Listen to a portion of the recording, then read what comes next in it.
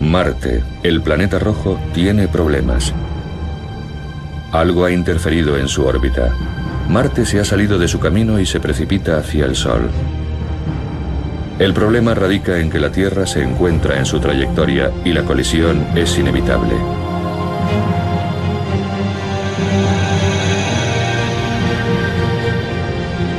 Ficción puede, pero no se confundan. Todo apunta a que en la realidad se produjo un choque semejante que conmocionó la Tierra hasta la médula, aunque esto supuso un golpe de suerte.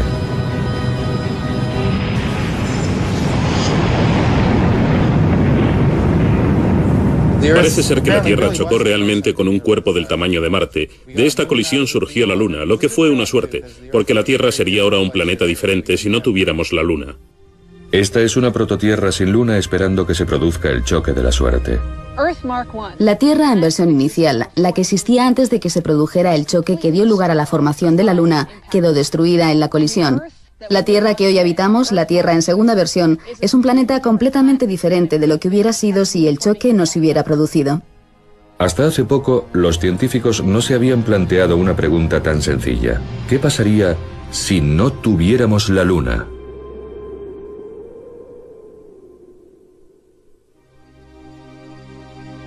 Si no tuviéramos el Sol, no habría vida en la Tierra. Es más, no existiría la Tierra. Pero, ¿y en cuanto a nuestro vecino celestial, la Luna? Sin ella, algún tipo de planeta Tierra existiría de todas formas, pero este estaría privado de vida terrestre. Plutón es el otro planeta con una luna relativamente grande. Sin embargo, estos diminutos y lejanos cuerpos son planetoides congelados que realmente no cuentan. Júpiter, el planeta más grande, tiene 16 lunas, pero al igual que las de los otros gigantes gaseosos, Saturno, Urano y Neptuno, sus lunas son diminutas comparadas con ellos. Júpiter y sus satélites forman entre sí una especie de sistema solar en pequeño. Marte tiene 2 lunas de tamaño muy pequeño, que con toda seguridad son asteroides capturados. En muchos sentidos, Venus es el planeta gemelo de la Tierra, pero no son similares en lo referente a las lunas. Venus no tiene lunas. Lo mismo le pasa a Mercurio, un planeta un poco más grande que nuestra Luna, el más cercano al Sol. Dentro del sistema solar, solo la Tierra tiene la suerte de tener una luna de un tamaño considerable. ¿Cómo es posible? La teoría no puede ser tan evolutiva para poder aplicarse a todos los planetas, porque de ser así, Mercurio tendría que tener una luna y Venus y Marte también, pero no la tienen. Si la Luna y la Tierra se formaron juntas en el sistema solar embrionario, la Luna debería tener, al igual que la Tierra, un enorme núcleo de hierro. No lo tiene, por lo tanto la teoría falla. Y en cuanto a la teoría de la captura de cuerpos externos, ¿pudo la Tierra tomar como rehén a un planetoide que iba de paso? No es posible. Un cuerpo del tamaño de la Luna seguiría su camino. Una tercera teoría señala que debido a que la prototierra estaba en estado semilíquido, giraba a gran velocidad, un trozo del planeta pudo desprenderse de la parte ecuatorial, pero la física no toma en serio esta posibilidad. Cuando la NASA va a viajar a la Luna, los científicos buscan una explicación más plausible. Harold Urey, el geoquímico que participó en la organización inicial de las misiones del Apolo, dijo que ninguna de las 3 teorías eran satisfactorias, por lo tanto la Luna no debería existir. Pero la Luna existe, y desde 1969, 6 misiones han llevado a 12 astronautas a pisar la superficie lunar.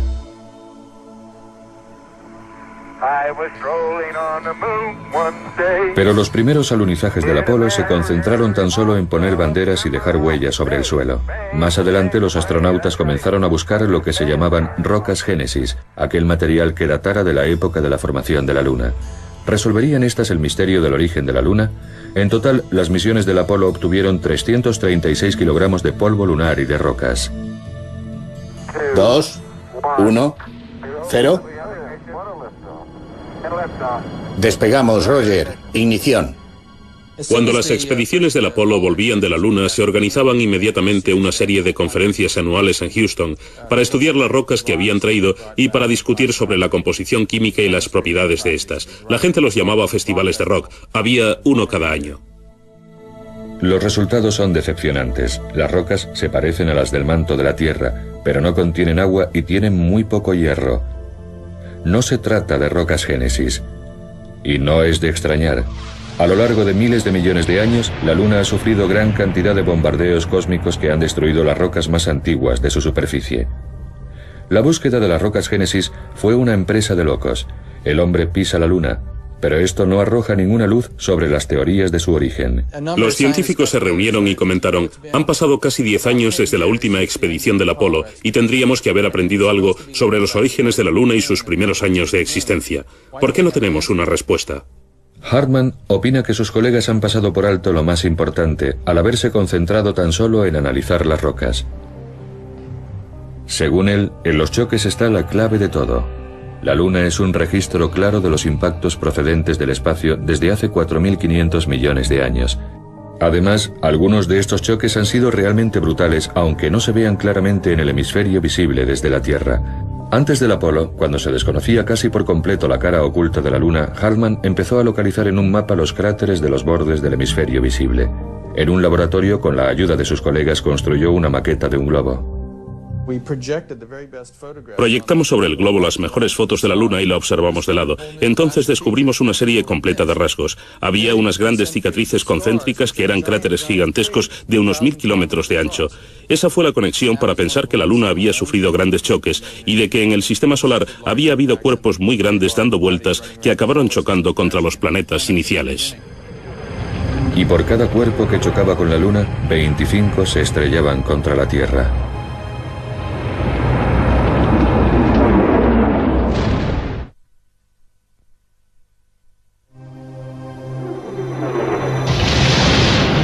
En 1984, Hartman estaba completamente convencido. El pequeño núcleo de hierro, las rocas sin un rastro de agua, como aquellas que se encuentran en el manto de la Tierra. La Luna tiene que haberse formado a partir del choque más gigantesco que haya habido. El objeto con el que chocó tuvo que haber sido del tamaño de un planeta. ¿Pero es posible que los planetas puedan chocar? Una nueva teoría rusa sobre la formación de los planetas defiende que estos pueden chocar y que de hecho chocan. El sistema solar en sus orígenes es una vorágine. Las partículas de una gigantesca nube primordial se amontonan. Crecen hasta alcanzar el tamaño de un balón de baloncesto. Se unen unas a otras, chocan. Al final son como montañas. Este proceso dura unos 100 millones de años. Nos encontramos en los últimos estadios de la formación de los planetas. Un planetoide hace estallar al manto de Mercurio. Los restos del choque se dirigen a Venus. Más allá se encuentra la Tierra, la tercera roca del Sol. Pero después, en el espacio que hay hasta Marte, existe otro planeta, un solitario extraño llamado Orfeo. Su órbita pasa demasiado cerca de la Tierra. En la siguiente vuelta se produce el cataclismo. Es una idea muy elegante. La idea de que hubiera grandes colisiones que afectaran de vez en cuando a los planetas nos permitiría explicar por qué un planeta tiene un tipo de sistema y otro lo tiene completamente diferente. Pero de todas las maneras, si uno se distancia lo suficiente y observa los planetas en conjunto, verá que son relativamente parecidos. O sea, que hay unas similitudes, pero también unas peculiaridades propias de cada uno. Venus, por ejemplo, rota al revés, probablemente como resultado de un golpe fortísimo. Marte tiene un movimiento similar al de la Tierra, lo que podría indicarnos que también sufrió una gran colisión. El gigante gaseoso, Urano, gira de costado debido al choque con un cuerpo del tamaño de la Tierra.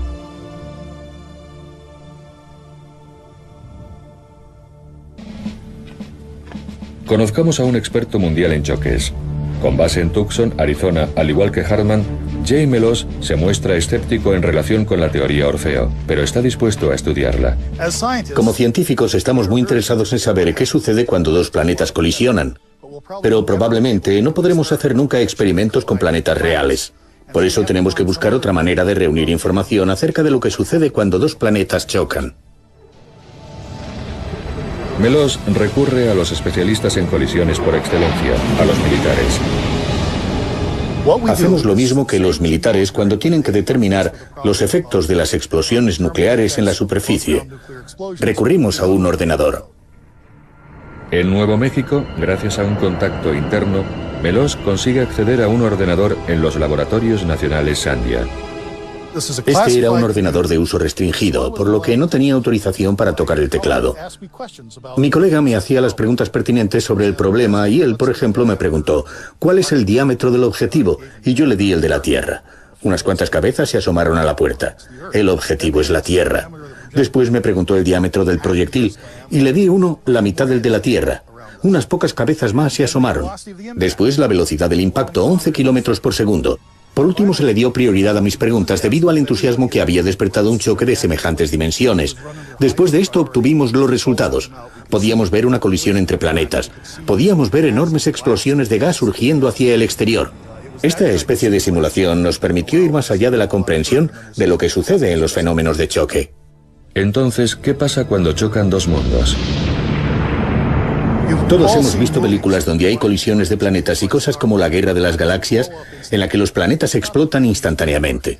Pero así no es como las cosas pasan en la realidad. Los planetas son tan grandes que las cosas suceden lentamente. Si volvemos a mirar la Tierra de hace 4.500 millones de años, en el día en el que el planeta Orfeo chocó contra ella, veríamos que las cosas sucedían aparentemente a cámara lenta. Orfeo entraría con un diámetro la mitad que el de la Tierra, se iría incrustando lentamente penetrando en ella y nubes de vapor emanarían por todas partes, pero todo habría acabado en unos 20 minutos o media hora. En la colisión se desprenderían grandes chorros de vapor, el cual no obedece a las mismas leyes por las que se rigen las rocas sólidas. Se dilata con la presión interna y eso permite que grandes cantidades de material sean expelidas a la órbita de la Tierra. Hartmann nos dio el impacto y Melosse puso los restos en órbita. Pero ¿cómo se forma una luna de esos restos? Realmente es una cuestión de pura suerte el que un cierto cuerpo celeste choque contra otro y como resultado nazcan los planetas. Una de estas colisiones al azar se produjo con el ángulo correcto, justo a la velocidad necesaria para ocasionar la formación de la Luna. Si lo miras de esa manera, te das cuenta de que de hecho el que la Tierra con su gran luna acabara a la distancia óptima del Sol, siendo así habitable, responde a un factor puramente fortuito. Marte no compartió la misma suerte. Dos pequeños satélites. Uno de ellos sería el que chocara contra el planeta. Una luna interior de Saturno se rompe en 1000 pedazos debido al choque con un cuerpo. De ahí se forman una serie de anillos y un nuevo satélite, la luna que conocemos hoy con el nombre de Miranda. Saturno y sus anillos. Miles de millones de partículas, unas tan pequeñas como granos de arena, otras del tamaño de camiones. Los anillos son posiblemente los restos de una luna que se acercó demasiado y se desintegró por la fuerza gravitatoria del planeta, o quizá un impacto la pulverizó. De cualquier manera, los anillos están demasiado próximos a Saturno para poder formar otro satélite. Están dentro de lo que los astrónomos llaman el radio Rosse. Fuera de este ámbito es posible la formación de lunas. Dentro, el material se arremolina y cae de nuevo al planeta. Ese es el destino de los anillos de Saturno. El tipo concreto de choque necesario para la formación de una luna del tamaño de la nuestra es, en realidad, bastante especial. Si Orfeo hubiera chocado de frente contra la Tierra, no existiría la luna. Debido al ángulo de choque se habría formado un anillo de restos que al encontrarse dentro del radio Rosse habrían caído otra vez a la Tierra. Sin embargo, existen otros casos en los que hemos visto que después de una colisión se forman dos lunas que pueden llegar a permanecer estables durante miles y miles de años. Canup ha probado todos los ángulos posibles en su modelo de simulación Orfeo.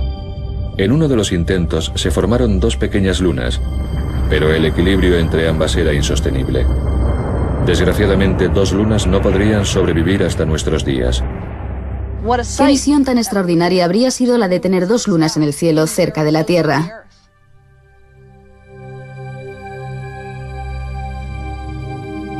Con dos lunas en el cielo, lo que pasaría es que o bien la más pequeña y más interior caería sobre la Tierra, o al final las dos lunas acabarían chocando. Pero para producir nuestra luna, Canup prueba con el enfoque más oblicuo. Hemos averiguado que si hacemos que el impacto se produzca con un ángulo muy descentrado, de manera que el objeto colisionante apenas roce nuestra prototierra, entonces esa configuración es la óptima para poner material en órbita. Una colisión con un ángulo tan descentrado destruye parcialmente el objeto colisionante, el cual desaparece, fundiéndose temporalmente antes de volver a chocar con la Tierra por segunda vez. Un impacto doble. El proceso completo de colisión probablemente se realizaría en un par de días, pero ese hubiera sido un fin de semana muy malo para pasarlo en la Tierra. Pero el premio que ganamos fue la Luna. Se forma justo fuera del radio Ross, a unos 21.000 kilómetros de la segunda versión de la Tierra. Acumulando materiales expulsados de un disco incandescente de restos, la Luna se consolida rápidamente en un periodo de 100 años.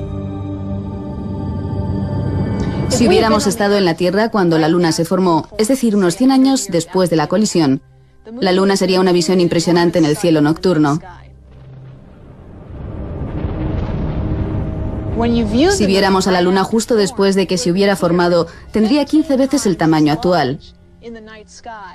Probablemente fuera un espectáculo impresionante de ver. En nuestro devastado planeta, la situación es un infierno. Volcanes en erupción, la corteza se resquebraja, océanos de lava. La Luna está tan cerca que se producen mareas de rocas y de magma. La fuerza de la Luna es 4000 veces más intensa que la actual. La Tierra se retuerce y escupe fuego.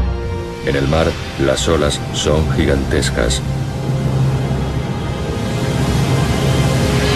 A lo largo de 4.500 millones de años, la Tierra se va enfriando y reposando gradualmente. Al principio, la enorme energía maremotriz causó que la Luna se apartara rápidamente. La velocidad de rotación de ambos cuerpos fue disminuyendo. El día se alarga desde 4 horas hasta 24. La acción de las mareas continúa ralentizando la velocidad de rotación de la Tierra y obliga a la Luna a seguir retrocediendo. Los científicos han averiguado, analizando unas capas rocosas llamadas ritmitas de mareas, la frecuencia de las mareas prehistóricas. Marjorie Chan de la Universidad de Utah ha estudiado estas capas en el cañón Big Cottonwood. Hace millones de años, esto eran capas de sedimentos depositados por la acción de las mareas en el estuario de un río. Algunas de estas capas rocosas formadas por la acción de las mareas son tan finas como el papel y es como si cada una llevara escrita la historia o fuera la página de un diario que nos cuenta lo que sucedió hace miles de millones de años. Los hallazgos de Chan son categóricos. Las mareas primitivas eran más frecuentes y los días mucho más cortos. Es increíble que estas formaciones rocosas debidas al ciclo de las mareas nos digan que los días tenían solo 18 horas. Podemos ver cómo era el ciclo diario y establecer cuántos días había en un mes y cuántos meses en un año. Y con todos esos datos demostramos de qué manera la Luna se ha estado apartando de la Tierra con el paso del tiempo.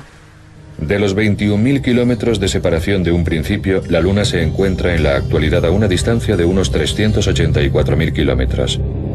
Hoy en día, cuando se alinean el Sol, la Tierra y la Luna, esta puede cubrir totalmente el Sol. Desde la Tierra se ve un eclipse total, una coincidencia cósmica asombrosa. Los eclipses de este tipo son una prueba más de que la Luna está retrocediendo con respecto a la Tierra. Esto es un eclipse total actual, pero cuando la Luna estaba más cercana a la Tierra se veía de esta manera. En el futuro, cuando la Luna esté todavía más lejos de la Tierra, los eclipses totales serán fenómenos del pasado. Los documentos sobre antiguos eclipses revelan que hace tan solo 2000 años los días eran ligeramente más cortos que en la actualidad. Si el eclipse solar del año 136 a.C. hubiera sido constante, se habría visto un eclipse total en esta franja. Sin embargo, como los días eran más cortos en una 20ª parte de segundo, esta franja de totalidad se amplía hacia el este llegando hasta Babilonia. Hace más de un cuarto de siglo, los astronautas del Apolo instalaron en la Luna unos reflectores. Hoy en día, estos son un objetivo para los astrónomos del Observatorio McDonald en Texas. Proyectando rayos láser sobre estos reflectores, se puede medir la distancia al milímetro, la velocidad con la que la Luna se está alejando de la Tierra.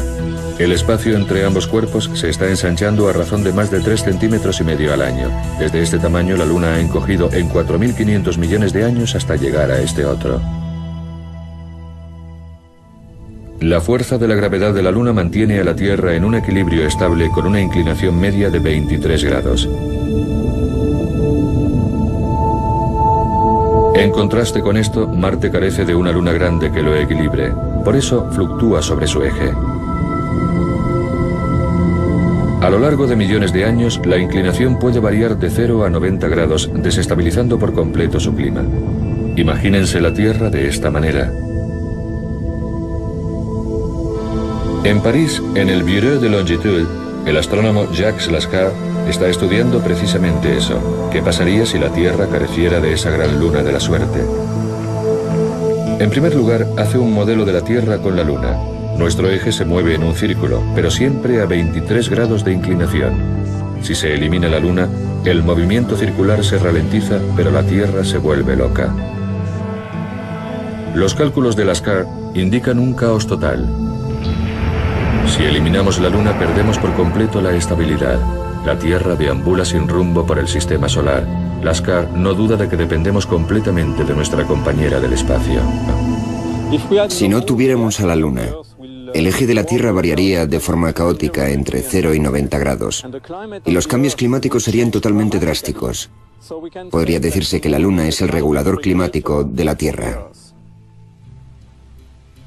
Incluso con la Luna, la Tierra experimenta fluctuaciones en su rotación.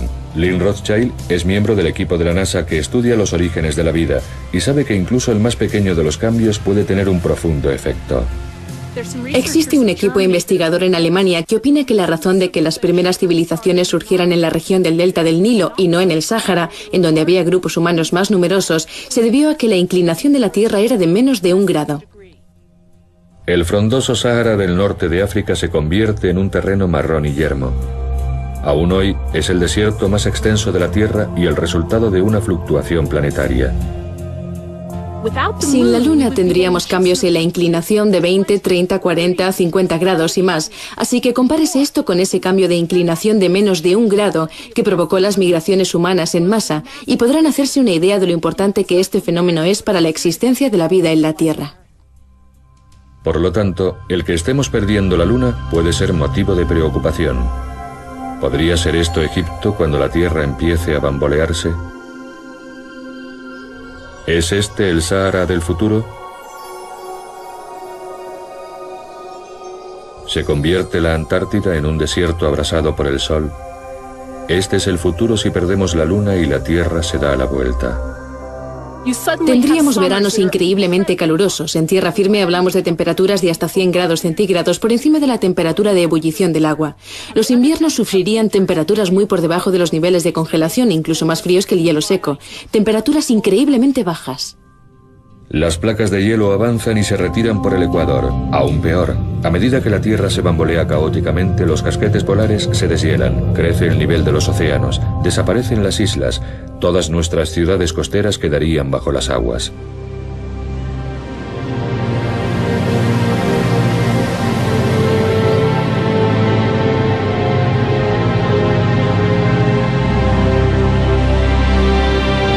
Es un hecho real, la Luna nos está abandonando. Cuanto más se aleja, menor será su influencia estabilizadora sobre nuestro planeta y más lenta será la rotación de la Tierra.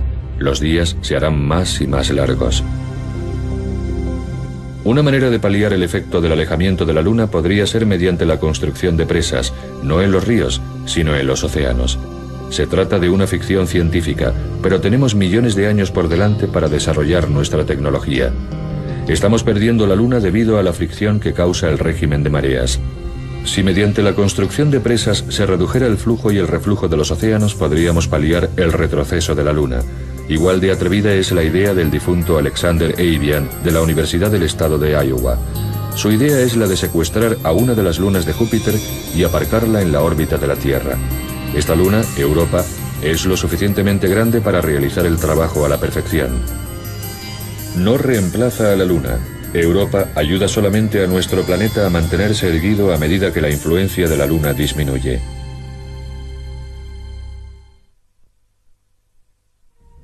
Luna llena en el planeta Tierra.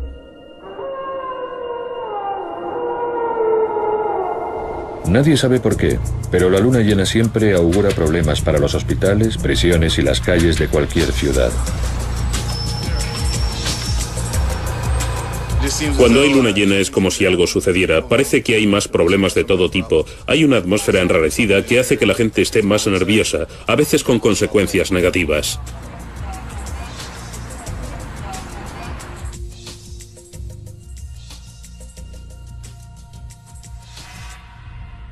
La ciencia explica las fases lunares que van desde la luna nueva a la luna llena. Esto es posible porque solamente la mitad de la luna está iluminada por el sol, y nosotros vemos esa mitad en proporciones variables. Lo que la ciencia no puede siempre explicar es el efecto de estas fases lunares en la vida terrestre. ¿Por qué se piensa que la práctica de ciertas posturas de yoga pueden ser perjudiciales cuando hay luna llena? ¿Nacen más niños en luna llena? ¿Influye en el ciclo menstrual la órbita lunar de 29 días y medio, o lo que es lo mismo, el mes lunar? Para el hombre primitivo, la luna llena significaba que tendría luz para cazar de noche. Existe una teoría que propone que este hecho hizo que el ciclo menstrual se vinculara estrechamente al ciclo lunar. Mientras que los hombres cazan, las mujeres pueden permitirse el lujo de no ser fértiles esos días, pero en los días de oscuridad alrededor de la luna nueva, cuando los hombres están en casa, las mujeres deben ser fértiles por la supervivencia de la especie. En la naturaleza, una vez al año, gusanos marinos suben a la superficie del océano para aparearse la noche anterior a la luna nueva. Para estos nativos de los mares del sur, los gusanos son una presa fácil. El coral desova en el gran arrecife de coral.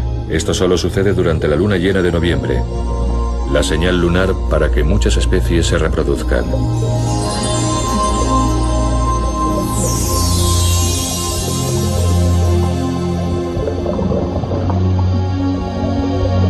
Cuando las mareas alcanzan su punto más alto durante la luna nueva y la luna llena, las tortugas marinas vienen a la playa por la noche a depositar sus huevos. Este es el momento más seguro para incubar a su prole. Igual que la luna regula las mareas regulan los hábitos. Solamente cuando hay marea baja, estos cangrejos emergen de sus entierros subterráneos. En las Islas Galápagos, las iguanas marinas se anticipan hasta 2 horas a las mareas bajas. Esto les da una ventaja a la hora de ganar control sobre la zona de abastecimiento que comparten con las focas.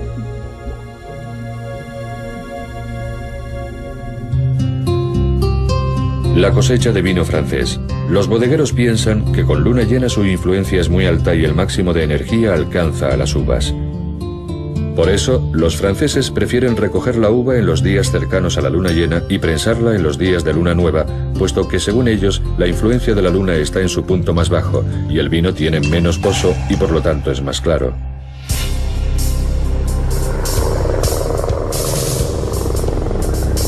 La vida en la Tierra está sujeta indudablemente al ritmo de la Luna. En la actualidad se está empezando a pensar que la colisión que formó la Luna aceleró la aparición de la vida misma. Groenlandia en 1999, donde tuvo lugar un descubrimiento asombroso.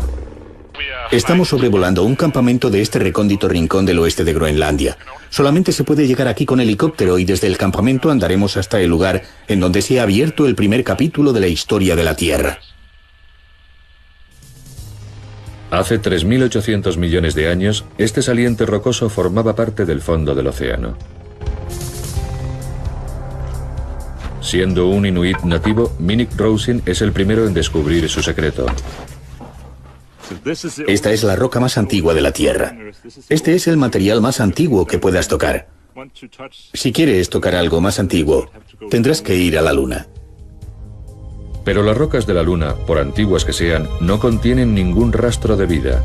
Sin embargo, en la Tierra, la roca de Groenlandia de Rousin sí la tiene. Este es un gran descubrimiento. Estas capas contienen carbón, un indicio de la presencia de un plancton muy complejo que antedata en 200 millones de años los cálculos anteriores referentes a la aparición de las primeras formas de vida, situándola más cerca de la fecha del impacto que dio lugar a la Luna. Fue una experiencia realmente alucinante, puesto que se supone que no debería haber vida en la Tierra en esa época, y si la había, es completamente seguro que no deberían haber sido formas de vida acuáticas. Antes se pensaba que la vida primitiva existía solo en hábitats de condiciones extremas, alimentándose de los gases de volcanes sumergidos en lo más profundo. Este hombre ha explicado de una manera muy convincente los hallazgos de Groenlandia. Es miembro de la Academia Nacional y aconseja al gobierno de los Estados Unidos en asuntos científicos. Norman Sleep cree que la colisión de Orfeo que dio origen a la Luna desencadenó el surgimiento de la vida. La Tierra en versión primera murió en la colisión con Orfeo. Esta es la Tierra en versión segunda. Si nos encontráramos en la Tierra en versión primera, estaríamos sumergidos en 3 kilómetros de agua. No tendríamos oxígeno para respirar. La teoría de Sleep es radical. Orfeo hizo desaparecer la mitad de los océanos de la Tierra en versión primera, provocando la formación de una nueva atmósfera. Es muy posible que exista vida acuática en nuestro protoplaneta. A la Tierra en versión primera no le falta agua. Es posible que también haya vida en Orfeo. Pero en semejante colisión no hay supervivientes. El choque devuelve completamente a la Tierra al principio. Ese fue el principio de cualquier forma de vida que existiera tanto en la Tierra como en Orfeo. Pero tiene el presentimiento de que Orfeo despertó la vida en la Tierra. Puede que haya una conexión directa entre el nacimiento de la vida en la Tierra y la colisión que provocó la formación de la Luna. Sleep opina que Orfeo, al igual que la Tierra en versión primera, tenía un núcleo de hierro. En el ordenador, los núcleos se muestran en azul. Tan violento es el choque que se funden. Cuando Orfeo choca con la Tierra, se introducen en la Tierra enormes cantidades de hierro. Este hierro reaccionó con el agua, produciendo hidrógeno. Esto causó la formación de una atmósfera reductora, la cual es esencial para que la vida surja. Si además pasa electricidad a través de ella, como por ejemplo los rayos, entonces los precursores de la vida podrían aparecer. En 1952, un famoso experimento hizo precisamente eso. Hal Urey y este hombre, Stanley Miller, crearon aminoácidos simples en tubos de ensayo. Pero no se les hizo caso porque sus colegas insistían en que las condiciones para que la vida surgiera en la Tierra en una etapa tan temprana no eran las adecuadas, porque no existía lo que vino a llamarse la atmósfera reductora. Pero en la actualidad sabemos que la colisión con Orfeo puede haber producido una atmósfera de ese tipo. Suponiendo que no se hubiera producido el choque, ¿cómo se desenvolvería nuestro planeta? La Tierra en versión primera sería un océano por completo. Podríamos ver unos pocos trozos de tierra sobresaliendo en la superficie. Veríamos un poco el Tíbet, tal vez la parte alta de Hawái, el Everest, pero estaría esencialmente cubierta de agua. Sin el choque no podría haber forma de vida humana en la Tierra. Este documental, a lo mejor, lo habrían hecho otras formas de vida, pero seguro que no lo habrían hecho humanos. Solo podemos especular sobre el tipo de criaturas que habrían evolucionado en la Tierra en versión primera. Es muy divertido intentar imaginarse cómo sería la vida en la Tierra. ¿Habría vida inteligente? Si no hubiera existido la colisión que formó la Luna, creo que la vida en tierra firme habría sido diferente. Puede que ni siquiera existiera. Además, sin una luna que ralentizase nuestra rotación, la Tierra sería un mundo hostil y frenético. La Tierra tendría una rotación muy rápida, solo con el Sol y sin luna. Los días se sucederían muy rápido, a un ritmo 3 veces mayor que el actual. Saldría el Sol, se pondría todo esto a una velocidad mayor. Todo lo que sucediera durante el día pasaría de forma más rápida. Un clima atroz. Los vientos soplarían a cientos de kilómetros por hora. Habría tormentas de arena constantemente. Ningún ser humano podría evolucionar aquí. Así que uno tendría que recurrir al medio acuático. ¿Sería posible la vida inteligente en el mar? Los pulpos y algunas especies similares son animales bastante inteligentes. Pueden hacer cosas como construir con los tentáculos pequeñas viviendas en donde cobijarse, y hasta cierto punto tienen sentimientos. Poseen unos ojos casi idénticos a los de los vertebrados, son fascinantes. Así que uno se imagina que los cefalópodos, los pulpos, los calamares, etc., serían los genios de una Tierra sin luna. Pero con la Luna, aunque los cefalópodos no evolucionaron para dominar en la Tierra en versión segunda, e incluso nuestros océanos, la mayoría de todo esto desapareció con la colisión de hace 65 millones de años, la que acabó con los dinosaurios. Aproximadamente una vez cada 100 millones de años se producen extinciones en masa. En el pasado, la Luna podría haber servido de escudo a la Tierra contra tales colisiones, pero las posibilidades estadísticamente son muy pequeñas. Para un biólogo evolucionista, las estadísticas no tienen importancia. Lo único que necesito es una colisión que afectara a la evolución. Además, lo fascinante del caso es que no hay manera de probarlo. Pudo haber habido un tiempo en el que la Luna nos protegió, nos salvó al estar en el lugar adecuado en el momento adecuado, pudiendo interceptar un impacto que de lo contrario habría hecho muchísimo daño a la vida en la Tierra. Es decir, una colisión que habría provocado extinciones en masa. La Luna podría haber salvado a nuestro planeta. Y ahora está a punto de convertirse en nuestro puente de paso hacia otros planetas.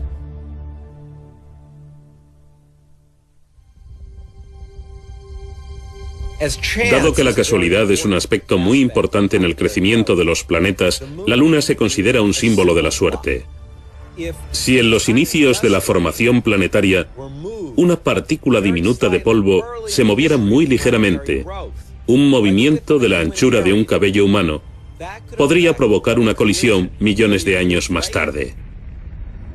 Puede que Orfeo no llegara a alcanzar a la Tierra. Tal vez se precipitó sobre Venus. Esto produciría un sistema muy similar a nuestro sistema terrestre actual, con la excepción de que sería Venus quien tuviera una luna grande en lugar de la Tierra. Esto acabaría con las posibilidades del desarrollo de vida inteligente en nuestro planeta. 3, 2, 1, 0.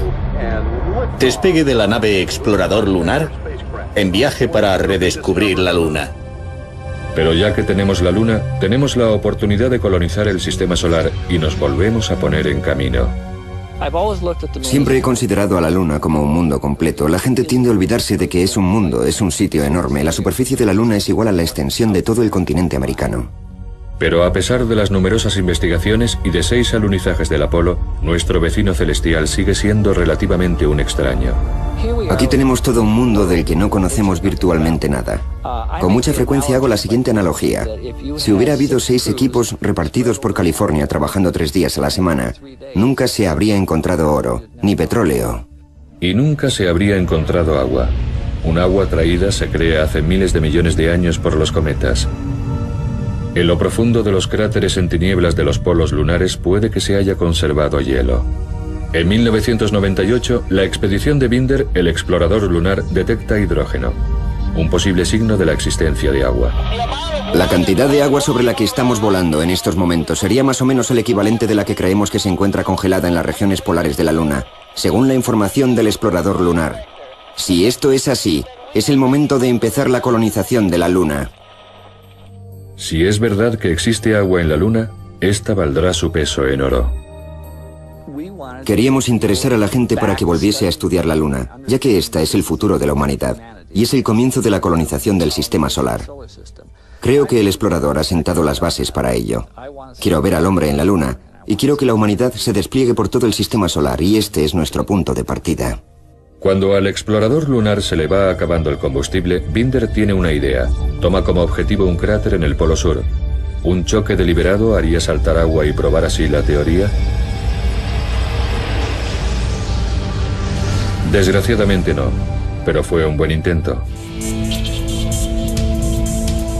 David Gumb representa a la nueva generación de empresarios espaciales. Está planeando financiar una misión a la Luna con fines comerciales. En su cuartel general del desierto de Mojave, en California, Gumb posee un modelo de cohete reciclado.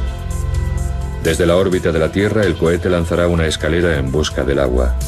No existen pruebas definitivas de que haya agua allí. Nuestro robot aterrizará probablemente en el Polo Sur, cerca de la llamada Cima de la Vida Eterna, para dirigirse después al interior de uno de estos oscuros cráteres de los polos y comprobar si existe hielo, y en tal caso recuperarlo para formar nuestro primer oasis espacial.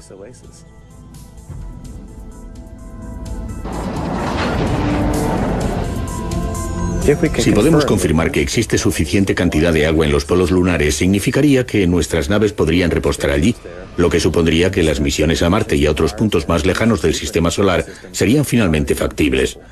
Sería la primera vez que no utilizaríamos como base la Tierra para explorar el espacio. Las perspectivas de Gumb dependen del agua lunar. Hace posible la vida, dado que el hidrógeno y el oxígeno líquido se convierten en combustible para los cohetes. Su luna es un puerto de abastecimiento. Creo que la Luna es un puente fundamental en la conquista del espacio. El sistema solar es un lugar gigantesco. Si tuviéramos un lugar cerca de casa donde entrenarnos y probar el equipo, un lugar donde si hay un problema puedes pedir ayuda, sería fundamental.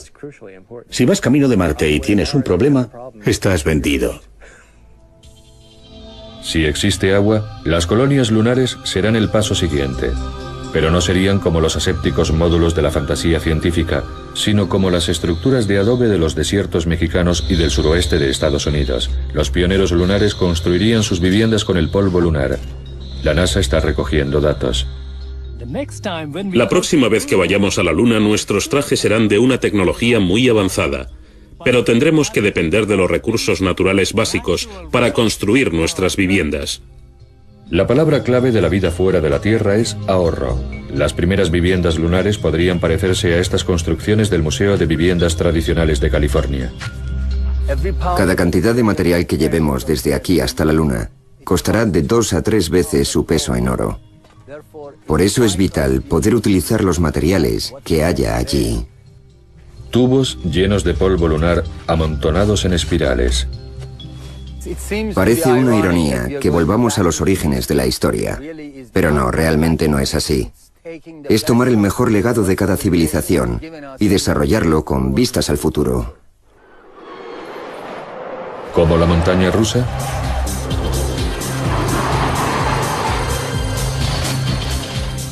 Tangabelu, un arquitecto espacial, habla con el especialista en cohetes Anthony Supero. El tema del que están hablando es el transporte, la forma más barata de despegar de la Luna. ¿Crees que esto será similar a lo que nos encontraremos en la Luna? Me temo que sí. ¿Podríamos despegar con esto de la Luna?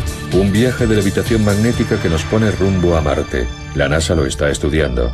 La fuerza de gravedad de la Luna es 1/6 de la de la Tierra, y es 100 veces más barato lanzar vehículos espaciales desde la Luna. Pero imagínense tener que pasar 3 años aquí para llegar a Júpiter.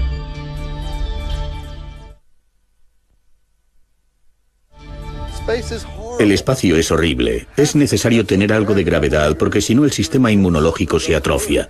Los huesos se vuelven como tiza. La gravedad es imprescindible. La única forma de obtenerla es mediante un gigantesco aparato giratorio que lo arroja uno contra las paredes. Y eso es lo que Supero planea hacer. Un gigantesco anillo inflado con hielo de la Luna. Este hielo estaría almacenado en una estación de abastecimiento en la órbita lunar. No se trataría de construir una nave espacial, sino de inflarla. Esto sería una bolsa de plástico del tamaño de un campo de fútbol. Parecería una llanta enorme. Se infla con agua. El resultado es una nave espacial de hielo. El anillo gira y los pasajeros que transporta tienen gravedad. El hielo almacenado en las paredes le proporciona al cohete la energía necesaria en forma de vapor. En el viaje de vuelta se repostaría en una de las lunas de Júpiter. Nunca se me hubiera ocurrido pensar que un cohete propulsado por vapor tuviera 100 veces la capacidad del mejor de los cohetes. Eso significa que podría transportar a 100 personas hasta Júpiter y a todas las lunas de Júpiter, Ganímedes, Calisto, Europa. Es absolutamente increíble. Lo único que Supero necesita para que su cohete de propulsión por vapor funcione es la planta de energía de un submarino nuclear. Es posible que también esté interesado en los miembros de la tripulación. Los submarinos fueron las primeras plataformas en las que pensó el programa espacial como medio de averiguar la reacción de las personas a viajes largos en completo aislamiento. Se ha aprendido mucho de la tripulación de los submarinos. Esta sería el tipo de personas que encontrarían muy interesante el proyecto y que verían la oportunidad de hacer algo semejante como una experiencia muy emocionante. Por el momento, el obstáculo radica en el factor nuclear. Un mundo que permitiera el desarrollo de naves espaciales propulsadas por una explosión nuclear tiene que ser muy diferente del actual. Las armas nucleares tendrían que estar completamente erradicadas. Si alguna vez logramos alcanzar un óptimo orden social, no faltarán todo tipo de oportunidades maravillosas. Como marinero, Solem establece un paralelismo con su propia nave espacial nuclear, la pequeña Medusa. Bien, lo que tienen en común este precioso yate de la Copa de América, el American One, con la nave espacial Medusa, es el Spinnaker. El Spinnaker es una vela muy ligera en la parte delantera de la nave, que es impulsada directamente por el viento. En el caso de una nave espacial, esta estaría impulsada por una serie de explosiones nucleares. Medusa necesita a la Luna porque los explosivos nucleares que van a propulsar su Spinnaker están revestidos de polvo lunar. La Medusa puede viajar a una velocidad de decenas de millones de kilómetros a la hora. Medusa podrá proporcionarnos viajes interplanetarios dentro de escalas temporales perfectamente humanas. Incluso podría llevarnos a las estrellas.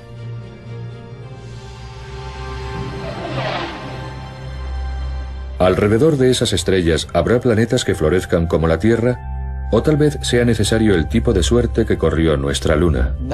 Ahora que hemos descubierto que hay planetas alrededor de otras estrellas, ¿qué nivel de importancia tiene la existencia de una Luna para que sean posibles unas condiciones de vida como las de la Tierra?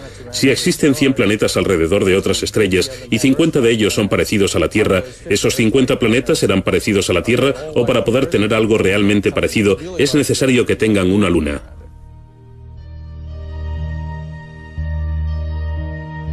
Hace poco empezamos a preguntarnos, ¿qué posibilidades hay de que se forme un planeta como el nuestro, que tenga una enorme luna como nuestra Luna en otros sistemas solares?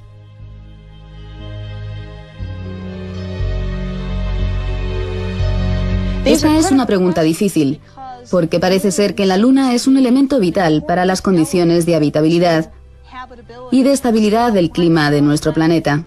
Entonces, para poder contestar a la pregunta, ¿qué posibilidades hay de que existan otras tierras?, tendríamos que responder a la pregunta, ¿qué posibilidades hay de que existan otras lunas? Hasta la fecha, se han descubierto más de 20 planetas alrededor de otras estrellas. Ninguno es como la Tierra. Tal vez algún día, a bordo del Medusa, divisaremos un plácido planeta azul alrededor del cual girará una enorme luna.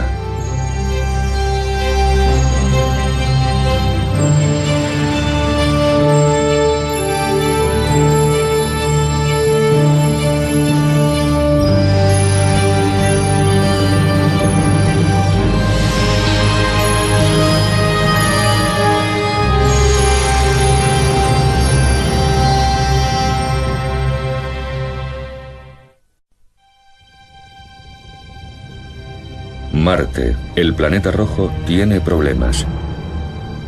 Algo ha interferido en su órbita. Marte se ha salido de su camino y se precipita hacia el Sol. El problema radica en que la Tierra se encuentra en su trayectoria y la colisión es inevitable.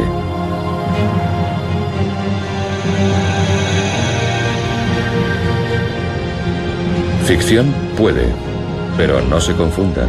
Todo apunta a que en la realidad se produjo un choque semejante que conmocionó la Tierra hasta la médula, aunque esto supuso un golpe de suerte.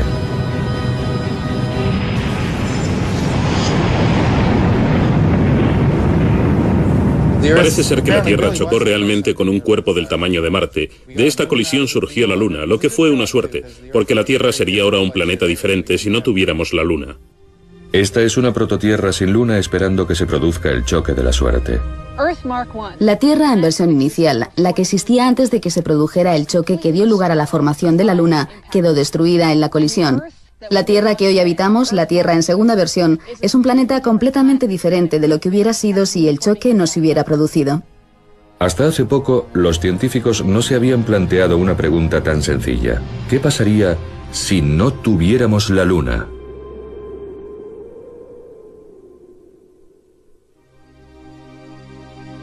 Si no tuviéramos el Sol, no habría vida en la Tierra. Es más, no existiría la Tierra.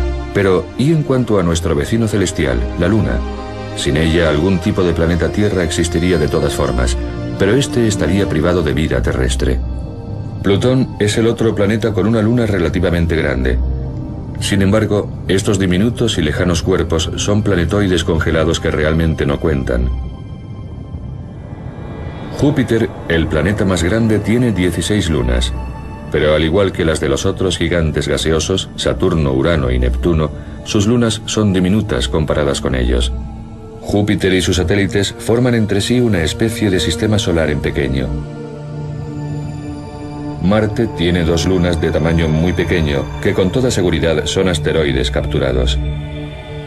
En muchos sentidos, Venus es el planeta gemelo de la Tierra, pero no son similares en lo referente a las lunas. Venus no tiene lunas. Lo mismo le pasa a Mercurio, un planeta un poco más grande que nuestra Luna, el más cercano al Sol. Dentro del sistema solar, solo la Tierra tiene la suerte de tener una luna de un tamaño considerable. ¿Cómo es posible? La teoría no puede ser tan evolutiva para poder aplicarse a todos los planetas, porque de ser así, Mercurio tendría que tener una luna y Venus y Marte también, pero no la tienen. Si la Luna y la Tierra se formaron juntas en el sistema solar embrionario, la Luna debería tener, al igual que la Tierra, un enorme núcleo de hierro. No lo tiene, por lo tanto la teoría falla. Y en cuanto a la teoría de la captura de cuerpos externos, ¿pudo la Tierra tomar como rehén a un planetoide que iba de paso? No es posible. Un cuerpo del tamaño de la Luna seguiría su camino. Una tercera teoría señala que debido a que la prototierra estaba en estado semilíquido, giraba a gran velocidad, un trozo del planeta pudo desprenderse de la parte ecuatorial, pero la física no toma en serio esta posibilidad. Cuando la NASA va a viajar a la Luna, los científicos buscan una explicación más plausible. Harold Urey, el geoquímico que participó en la organización inicial de las misiones del Apolo, dijo que ninguna de las tres teorías eran satisfactorias, por lo tanto, la Luna no debería existir. Pero la Luna existe, y desde 1969, 6 misiones han llevado a 12 astronautas a pisar la superficie lunar.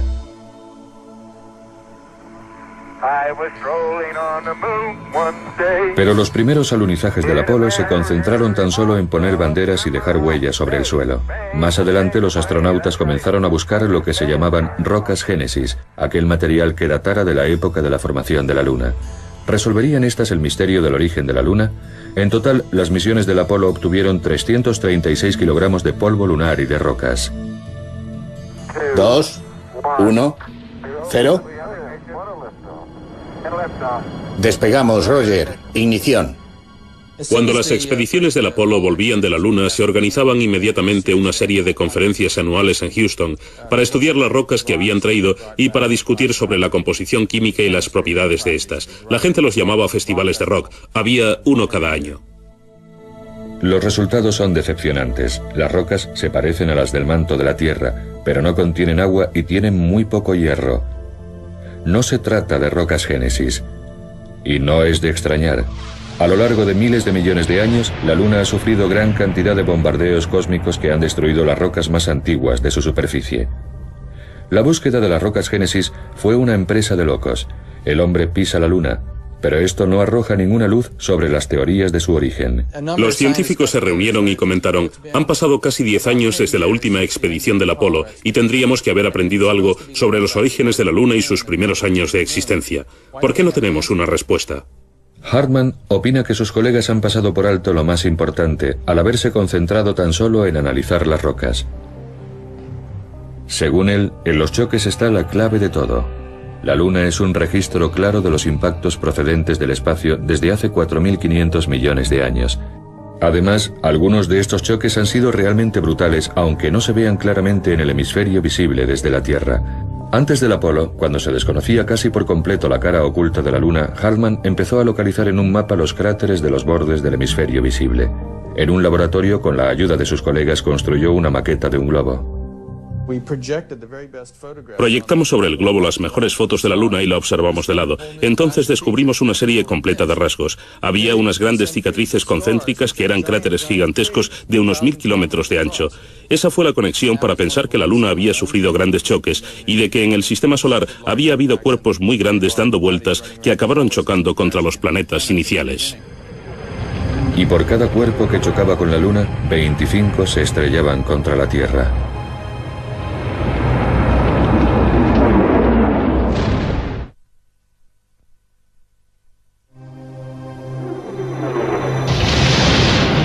En 1984, Hartman estaba completamente convencido. El pequeño núcleo de hierro, las rocas sin un rastro de agua, como aquellas que se encuentran en el manto de la Tierra. La Luna tiene que haberse formado a partir del choque más gigantesco que haya habido. El objeto con el que chocó tuvo que haber sido del tamaño de un planeta. ¿Pero es posible que los planetas puedan chocar? Una nueva teoría rusa sobre la formación de los planetas defiende que estos pueden chocar y que de hecho chocan. El sistema solar, en sus orígenes, es una vorágine. Las partículas de una gigantesca nube primordial se amontonan. Crecen hasta alcanzar el tamaño de un balón de baloncesto. Se unen unas a otras, chocan. Al final son como montañas. Este proceso dura unos 100 millones de años. Nos encontramos en los últimos estadios de la formación de los planetas. Un planetoide hace estallar al manto de Mercurio. Los restos del choque se dirigen a Venus. Más allá se encuentra la Tierra, la tercera roca del Sol. Pero después, en el espacio que hay hasta Marte, existe otro planeta, un solitario extraño llamado Orfeo. Su órbita pasa demasiado cerca de la Tierra. En la siguiente vuelta se produce el cataclismo. Es una idea muy elegante. La idea de que hubiera grandes colisiones que afectaran de vez en cuando a los planetas nos permitiría explicar por qué un planeta tiene un tipo de sistema y otro lo tiene completamente diferente. Pero de todas las maneras, si uno se distancia lo suficiente y observa los planetas en conjunto, verá que son relativamente parecidos. O sea, que hay unas similitudes, pero también unas peculiaridades propias de cada uno. Venus, por ejemplo, rota al revés, probablemente como resultado de un golpe fortísimo. Marte tiene un movimiento similar al de la Tierra, lo que podría indicarnos que también sufrió una gran colisión. El gigante gaseoso, Urano, gira de costado debido al choque con un cuerpo del tamaño de la Tierra.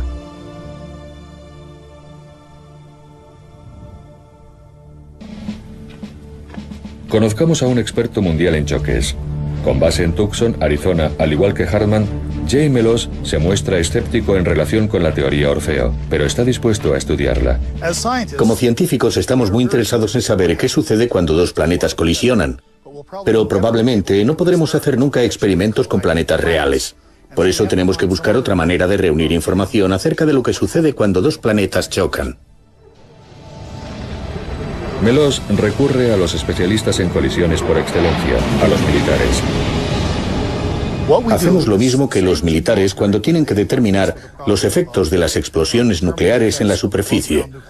Recurrimos a un ordenador. En Nuevo México, gracias a un contacto interno, Meloz consigue acceder a un ordenador en los laboratorios nacionales Sandia. Este era un ordenador de uso restringido, por lo que no tenía autorización para tocar el teclado.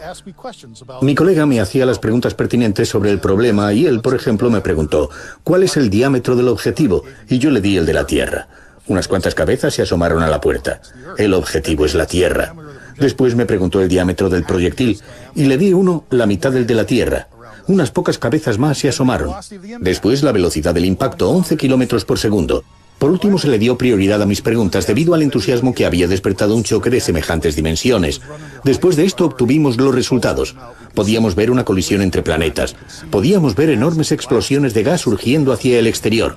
Esta especie de simulación nos permitió ir más allá de la comprensión de lo que sucede en los fenómenos de choque. Entonces, ¿qué pasa cuando chocan dos mundos? Todos hemos visto películas donde hay colisiones de planetas y cosas como la Guerra de las Galaxias, en la que los planetas explotan instantáneamente. Pero así no es como las cosas pasan en la realidad. Los planetas son tan grandes que las cosas suceden lentamente.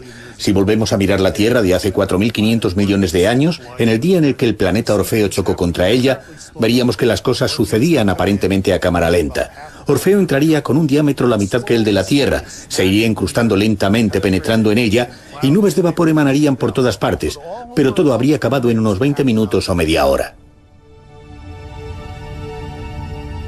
En la colisión se desprenderían grandes chorros de vapor, el cual no obedece a las mismas leyes por las que se rigen las rocas sólidas. Se dilata con la presión interna y eso permite que grandes cantidades de material sean expelidas a la órbita de la Tierra.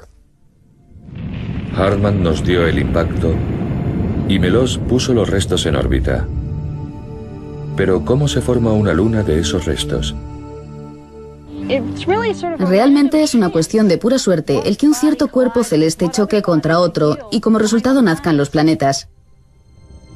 Una de estas colisiones al azar se produjo con el ángulo correcto, justo a la velocidad necesaria para ocasionar la formación de la Luna.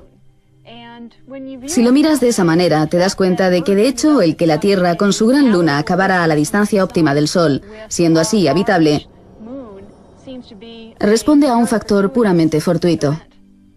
Marte no compartió la misma suerte. Dos pequeños satélites. Uno de ellos sería el que chocara contra el planeta. Una luna interior de Saturno se rompe en 1000 pedazos debido al choque con un cuerpo.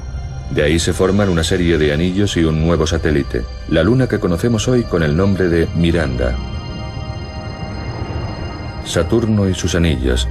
Miles de millones de partículas, unas tan pequeñas como granos de arena, otras del tamaño de camiones. Los anillos son posiblemente los restos de una luna que se acercó demasiado y se desintegró por la fuerza gravitatoria del planeta, o quizá un impacto la pulverizó. De cualquier manera, los anillos están demasiado próximos a Saturno para poder formar otro satélite. Están dentro de lo que los astrónomos llaman el radio Rosse. Fuera de este ámbito es posible la formación de lunas. Dentro, el material se arremolina y cae de nuevo al planeta. Ese es el destino de los anillos de Saturno. El tipo concreto de choque necesario para la formación de una luna del tamaño de la nuestra es, en realidad, bastante especial. Si Orfeo hubiera chocado de frente contra la Tierra, no existiría la Luna. Debido al ángulo de choque se habría formado un anillo de restos que al encontrarse dentro del radio Rosse habrían caído otra vez a la Tierra.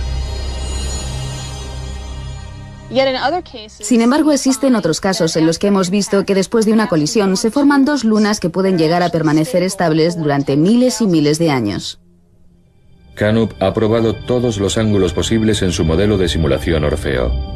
En uno de los intentos se formaron dos pequeñas lunas, pero el equilibrio entre ambas era insostenible. Desgraciadamente, dos lunas no podrían sobrevivir hasta nuestros días. ¿Qué visión tan extraordinaria habría sido la de tener dos lunas en el cielo cerca de la Tierra?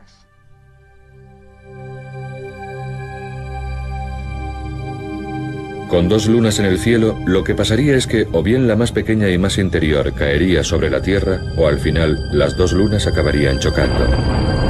Pero para producir nuestra luna, Canup prueba con el enfoque más oblicuo.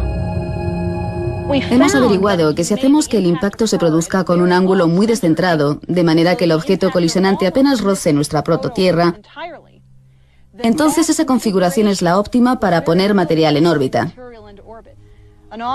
Una colisión con un ángulo tan descentrado destruye parcialmente el objeto colisionante, el cual desaparece, fundiéndose temporalmente antes de volver a chocar con la Tierra por segunda vez. Un impacto doble. El proceso completo de colisión probablemente se realizaría en un par de días, pero ese hubiera sido un fin de semana muy malo para pasarlo en la Tierra. Pero el premio que ganamos fue la Luna. Se forma justo fuera del radio Rosse, a unos 21.000 kilómetros de la segunda versión de la Tierra. Acumulando materiales expulsados de un disco incandescente de restos, la Luna se consolida rápidamente en un periodo de 100 años. Si hubiéramos estado en la Tierra cuando la Luna se formó, es decir, unos 100 años después de la colisión, la Luna sería una visión impresionante en el cielo nocturno. Si viéramos a la Luna justo después de que se hubiera formado, tendría 15 veces el tamaño actual. Probablemente fuera un espectáculo impresionante de ver. En nuestro devastado planeta, la situación es un infierno.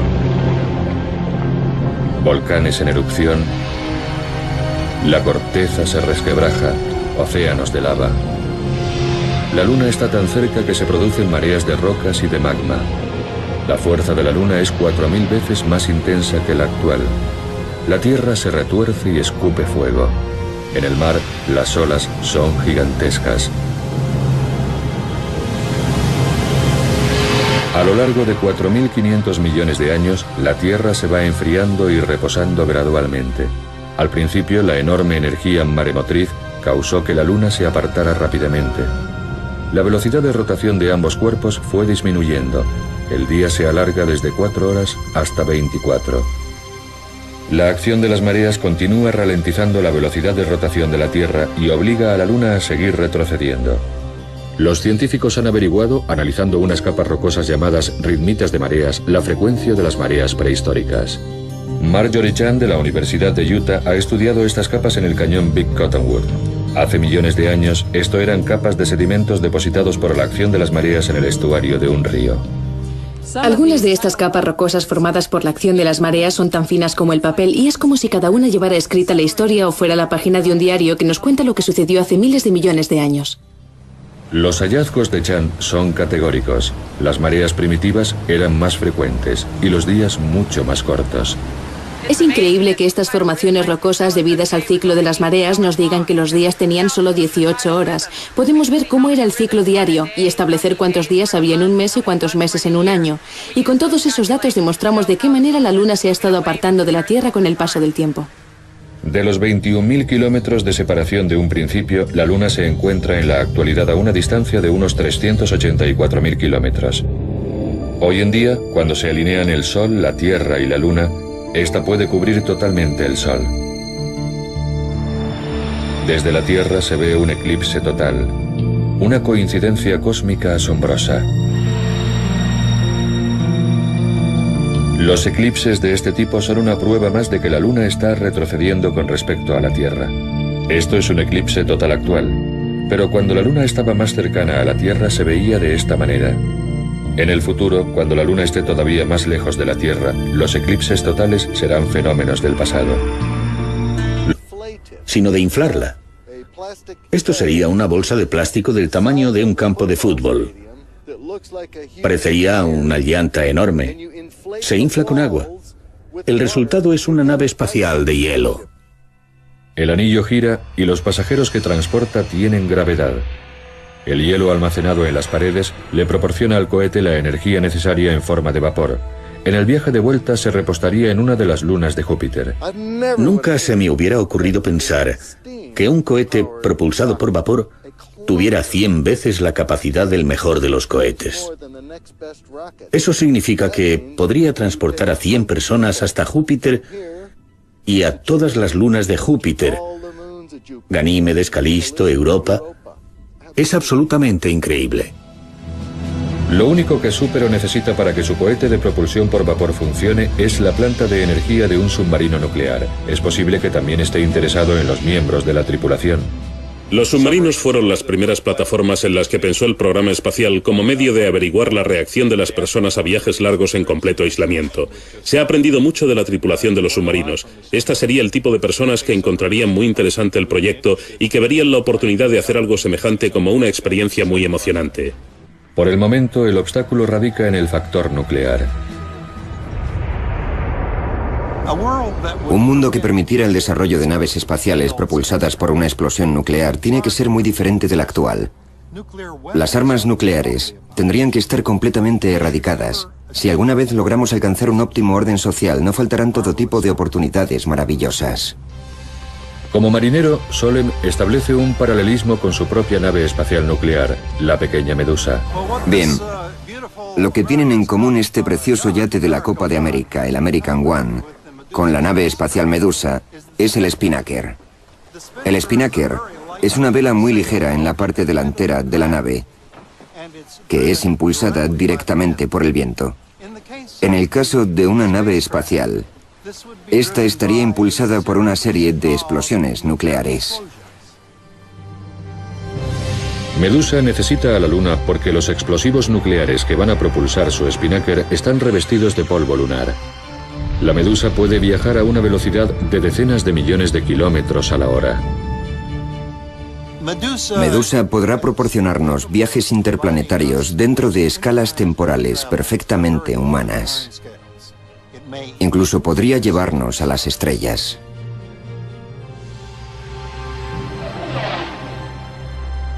Alrededor de esas estrellas habrá planetas que florezcan como la Tierra, o tal vez sea necesario el tipo de suerte que corrió nuestra Luna.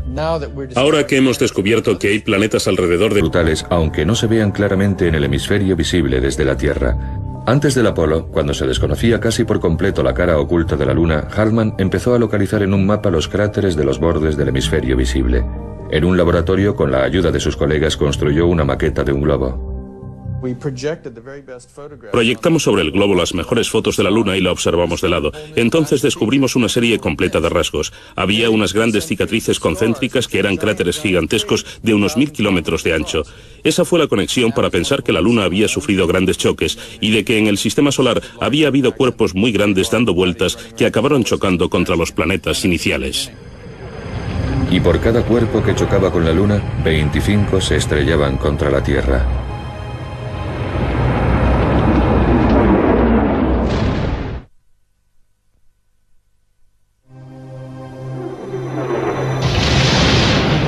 En 1984, Hartmann estaba completamente convencido.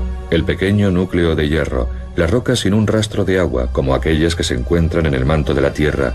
La Luna tiene que haberse formado a partir del choque más gigantesco que haya habido. El objeto con el que chocó tuvo que haber sido del tamaño de un planeta. ¿Pero es posible que los planetas puedan chocar? Una nueva teoría rusa sobre la formación de los planetas defiende que estos pueden chocar y que de hecho chocan. El sistema solar en sus orígenes es una vorágine. Las partículas de una gigantesca nube primordial se amontonan. Crecen hasta alcanzar el tamaño de un balón de baloncesto. Se unen unas a otras, chocan. Al final son como montañas. Este proceso dura unos 100 millones de años. Nos encontramos en los últimos estadios de la formación de los planetas. Un planetoide hace estallar al manto de Mercurio. Los restos del choque se dirigen a Venus. Más allá se encuentra la Tierra, la tercera roca del Sol. Pero después, en el espacio que hay hasta Marte, existe otro planeta, un solitario extraño llamado Orfeo. Su órbita pasa demasiado cerca de la Tierra. En la siguiente vuelta se produce el cataclismo. Es una idea muy elegante. La idea de que hubiera grandes colisiones que afectaran de vez en cuando a los planetas nos permitiría explicar por qué un planeta tiene un tipo de sistema y otro lo tiene completamente diferente. Pero de todas las maneras, si uno se distancia lo suficiente y observa los planetas en conjunto, verá que son relativamente parecidos.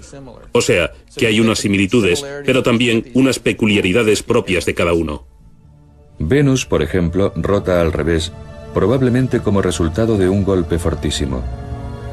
Marte tiene un movimiento similar al de la Tierra, lo que podría indicarnos que también sufrió una gran colisión. Inscindible. La única forma de obtenerla es mediante un gigantesco aparato giratorio que lo arroja uno contra las paredes. Y eso es lo que Súpero planea hacer, un gigantesco anillo inflado con hielo de la Luna. Este hielo estaría almacenado en una estación de abastecimiento en la órbita lunar. No se trataría de construir una nave espacial, sino de inflarla. Esto sería una bolsa de plástico del tamaño de un campo de fútbol. Parecería una llanta enorme. Se infla con agua. El resultado es una nave espacial de hielo. El anillo gira y los pasajeros que transporta tienen gravedad. El hielo almacenado en las paredes le proporciona al cohete la energía necesaria en forma de vapor. En el viaje de vuelta se repostaría en una de las lunas de Júpiter. Nunca se me hubiera ocurrido pensar que un cohete propulsado por vapor tuviera 100 veces la capacidad del mejor de los cohetes. Eso significa que podría transportar a 100 personas hasta Júpiter y a todas las lunas de Júpiter, Ganímedes, Calisto, Europa. Es absolutamente increíble. Lo único que Súpero necesita para que su cohete de propulsión por vapor funcione es la planta de energía de un submarino nuclear. Es posible que también esté interesado en los miembros de la tripulación. Los submarinos fueron las primeras plataformas en las que pensó el programa espacial como medio de averiguar la reacción de las personas a viajes largos en completo aislamiento. Se ha aprendido mucho de la tripulación de los submarinos. Esta sería el tipo de personas que encontrarían muy interesante el proyecto y que verían la oportunidad de hacer algo semejante como una experiencia muy emocionante. Por el momento, el obstáculo radica en el factor nuclear. Un mundo que permitiera el desarrollo de naves espaciales propulsadas por una explosión nuclear tiene que ser muy diferente del actual. Las armas nucleares tendrían que estar completamente erradicadas. Si alguna vez logramos alcanzar un óptimo orden social, no faltarán todo tipo de oportunidades maravillosas. Como marinero, Solem establece un paralelismo con su propia nave espacial nuclear, la pequeña Medusa. Bien, lo que tienen en común este precioso yate de la Copa de América, el American One, con la nave espacial Medusa, es el Spinnaker. El Spinnaker es una vela muy ligera en la parte delantera de la nave, que es impulsada directamente por el viento. En el caso de una nave espacial, esta estaría impulsada por una serie de explosiones nucleares. Medusa necesita a la Luna porque los explosivos nucleares que van a propulsar su Spinnaker están revestidos de polvo lunar. La Medusa puede viajar a una velocidad de decenas de millones de kilómetros a la hora. Medusa podrá proporcionarnos viajes interplanetarios dentro de escalas temporales perfectamente. Pasarlo en la Tierra. Pero el premio que ganamos fue la Luna. Se forma justo fuera del radio Ross, a unos 21.000 kilómetros de la segunda versión de la Tierra. Acumulando materiales expulsados de un disco incandescente de restos, la Luna se consolida rápidamente en un periodo de 100 años. Si hubiéramos estado en la Tierra cuando la Luna se formó, es decir, unos 100 años después de la colisión, la Luna sería una visión impresionante en el cielo nocturno. Si viéramos a la Luna justo después de que se hubiera formado, tendría 15 veces el tamaño actual. Probablemente fuera un espectáculo impresionante de ver. En nuestro devastado planeta, la situación es un infierno.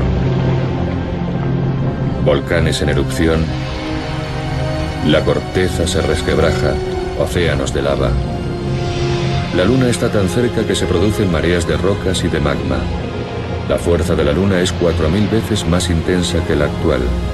La Tierra se retuerce y escupe fuego. En el mar, las olas son gigantescas. A lo largo de 4.500 millones de años, la Tierra se va enfriando y reposando gradualmente. Al principio, la enorme energía maremotriz causó que la Luna se apartara rápidamente. La velocidad de rotación de ambos cuerpos fue disminuyendo.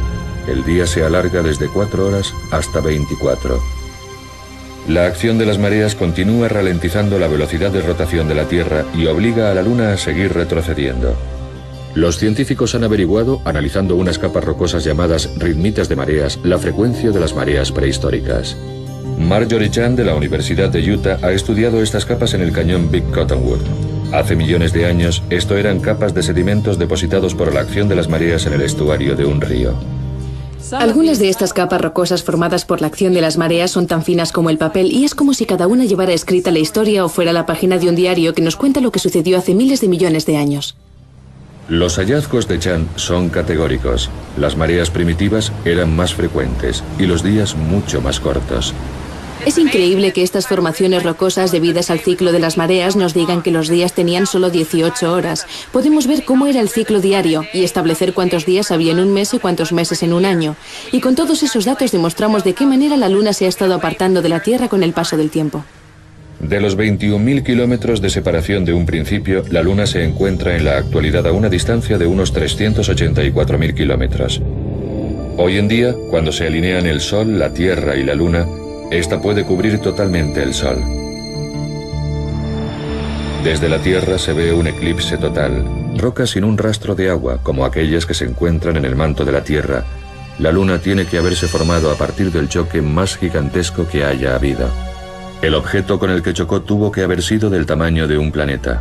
¿Pero es posible que los planetas puedan chocar?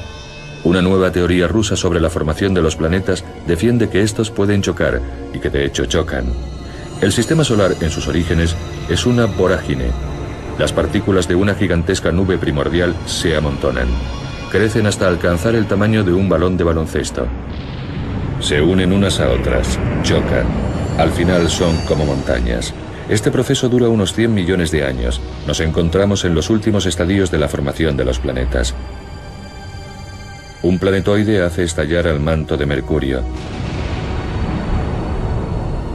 Los restos del choque se dirigen a Venus. Más allá se encuentra la Tierra, la tercera roca del Sol. Pero después, en el espacio que hay hasta Marte, existe otro planeta, un solitario extraño llamado Orfeo. Su órbita pasa demasiado cerca de la Tierra. En la siguiente vuelta se produce el cataclismo. Es una idea muy elegante. La idea de que hubiera grandes colisiones que afectaran de vez en cuando a los planetas nos permitiría explicar por qué un planeta tiene un tipo de sistema y otro lo tiene completamente diferente. Pero de todas las maneras, si uno se distancia lo suficiente y observa los planetas en conjunto, verá que son relativamente parecidos. O sea, que hay unas similitudes, pero también unas peculiaridades propias de cada uno. Venus, por ejemplo, rota al revés, probablemente como resultado de un golpe fortísimo. Marte tiene un movimiento similar al de la Tierra, lo que podría indicarnos que también sufrió una gran colisión. El gigante gaseoso, Urano, gira de costado debido al choque con un cuerpo del tamaño de la Tierra.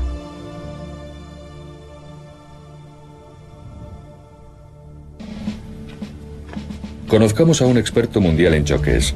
Con base en Tucson, Arizona, al igual que Hartman, Jay Meloz se muestra escéptico en relación con la teoría Orfeo, pero está dispuesto a estudiarla. Como científicos estamos muy interesados en saber qué sucede cuando dos planetas colisionan, pero probablemente no podremos hacer nunca experimentos con planetas reales. Por eso tenemos que buscar otra manera de reunir información acerca de lo que sucede cuando dos planetas chocan. Meloz recurre a los especialistas en colisiones por excelencia, a los militares. Hacemos lo mismo que los militares cuando tienen que determinar los efectos de las explosiones nucleares en la superficie. Recurrimos a un ordenador.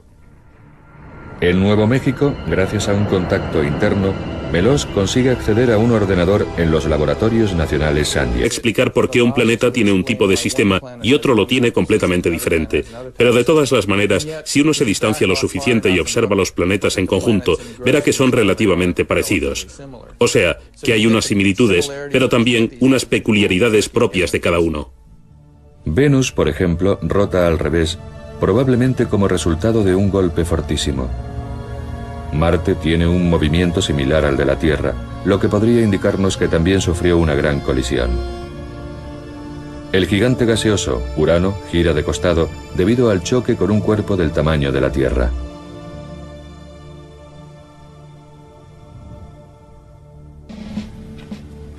Conozcamos a un experto mundial en choques. Con base en Tucson, Arizona, al igual que Hartman, Jay Meloz se muestra escéptico en relación con la teoría Orfeo, pero está dispuesto a estudiarla. Como científicos estamos muy interesados en saber qué sucede cuando dos planetas colisionan, pero probablemente no podremos hacer nunca experimentos con planetas reales. Por eso tenemos que buscar otra manera de reunir información acerca de lo que sucede cuando dos planetas chocan. Meloz recurre a los especialistas en colisiones por excelencia, a los militares. Hacemos lo mismo que los militares cuando tienen que determinar los efectos de las explosiones nucleares en la superficie. Recurrimos a un ordenador. En Nuevo México, gracias a un contacto interno, Meloz consigue acceder a un ordenador en los laboratorios nacionales Sandia. Este era un ordenador de uso restringido, por lo que no tenía autorización para tocar el teclado. Mi colega me hacía las preguntas pertinentes sobre el problema y él, por ejemplo, me preguntó ¿cuál es el diámetro del objetivo? Y yo le di el de la Tierra. Unas cuantas cabezas se asomaron a la puerta. El objetivo es la Tierra. Después me preguntó el diámetro del proyectil y le di uno la mitad del de la Tierra. Unas pocas cabezas más se asomaron. Después la velocidad del impacto, 11 kilómetros por segundo.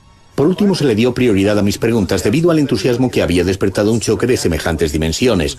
Después de esto obtuvimos los resultados. Podíamos ver una colisión entre planetas. Podíamos ver enormes explosiones de gas surgiendo hacia el exterior. Esta especie de simulación nos permitió ir más allá de la comprensión de lo que sucede en los fenómenos de choque. Entonces, ¿qué pasa cuando chocan dos mundos?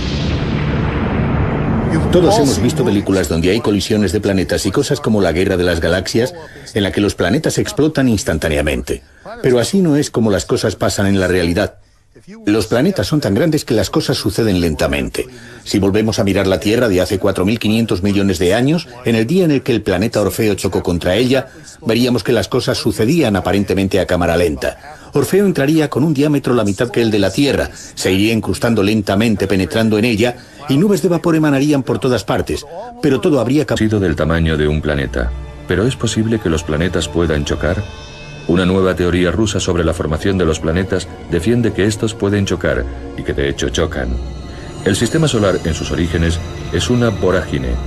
Las partículas de una gigantesca nube primordial se amontonan. Crecen hasta alcanzar el tamaño de un balón de baloncesto. Se unen unas a otras, chocan. Al final son como montañas. Este proceso dura unos 100 millones de años. Nos encontramos en los últimos estadios de la formación de los planetas. Un planetoide hace estallar al manto de Mercurio. Los restos del choque se dirigen a Venus. Más allá se encuentra la Tierra, la tercera roca del Sol. Pero después, En el espacio que hay hasta Marte existe otro planeta, un solitario extraño llamado Orfeo. Su órbita pasa demasiado cerca de la Tierra. En la siguiente vuelta se produce el cataclismo. Es una idea muy elegante. La idea de que hubiera grandes colisiones que afectaran de vez en cuando a los planetas nos permitiría explicar por qué un planeta tiene un tipo de sistema y otro lo tiene completamente diferente. Pero de todas las maneras, si uno se distancia lo suficiente y observa los planetas en conjunto, verá que son relativamente parecidos. O sea, que hay unas similitudes, pero también unas peculiaridades propias de cada uno.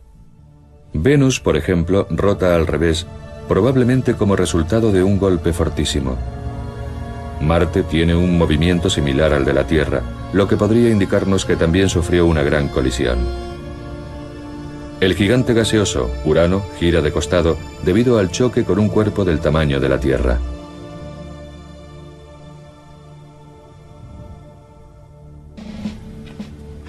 Conozcamos a un experto mundial en choques. Con base en Tucson, Arizona, al igual que Hartman, Jay Meloz se muestra escéptico en relación con la teoría Orfeo, pero está dispuesto a estudiarla. Como científicos estamos muy interesados en saber qué sucede cuando dos planetas colisionan, pero probablemente no podremos hacer nunca experimentos con planetas reales. Por eso tenemos que buscar otra manera de reunir información acerca de lo que sucede cuando dos planetas chocan. Meloz recurre a los especialistas en colisiones por excelencia, a los militares. Hacemos lo mismo que los militares cuando tienen que determinar los efectos de las explosiones nucleares en la superficie. Recurrimos a un ordenador. En Nuevo México, gracias a un contacto interno, Meloz consigue acceder a un ordenador en los laboratorios nacionales Sandia. Este era un ordenador de uso restringido, por lo que no tenía autorización para tocar el teclado. Mi colega me hacía las preguntas pertinentes sobre el problema y él, por ejemplo, me preguntó: que van desde la luna nueva a la luna llena. Esto es posible porque solamente la mitad de la luna está iluminada por el sol y nosotros vemos esa mitad en proporciones variables. Lo que la ciencia no puede siempre explicar es el efecto de estas fases lunares en la vida terrestre. ¿Por qué se piensa que la práctica de ciertas posturas de yoga pueden ser perjudiciales cuando hay luna llena? ¿Nacen más niños en luna llena? ¿Influye en el ciclo menstrual la órbita lunar de 29 días y medio, o lo que es lo mismo, el mes lunar? Para el hombre primitivo, la luna llena significaba que tendría luz para cazar de noche. Existe una teoría que propone que este hecho hizo que el ciclo menstrual se vinculara estrechamente al ciclo lunar. Mientras que los hombres cazan, las mujeres pueden permitirse el lujo de no ser fértiles esos días, pero en los días de oscuridad alrededor de la luna nueva, cuando los hombres están en casa, las mujeres deben ser fértiles por la supervivencia de la especie. En la naturaleza, una vez al año, gusanos marinos suben a la superficie del océano para aparearse la noche anterior a la luna nueva. Para estos nativos de los mares del sur, los gusanos son una presa fácil. El coral desova en el gran arrecife de coral. Esto solo sucede durante la luna llena de noviembre, la señal lunar para que muchas especies se reproduzcan.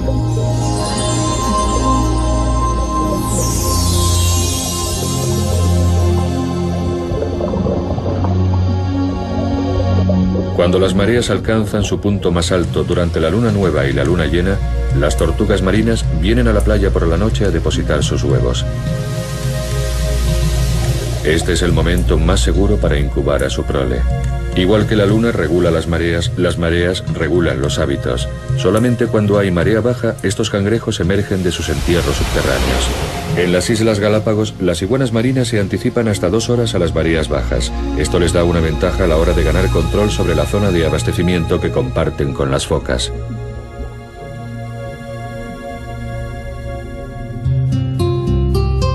La cosecha de vino francés.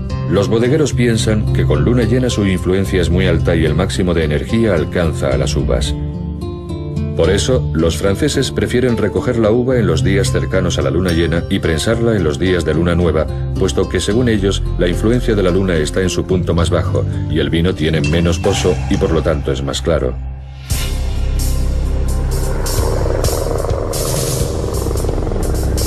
La vida en la Tierra está sujeta indudablemente al ritmo de la Luna.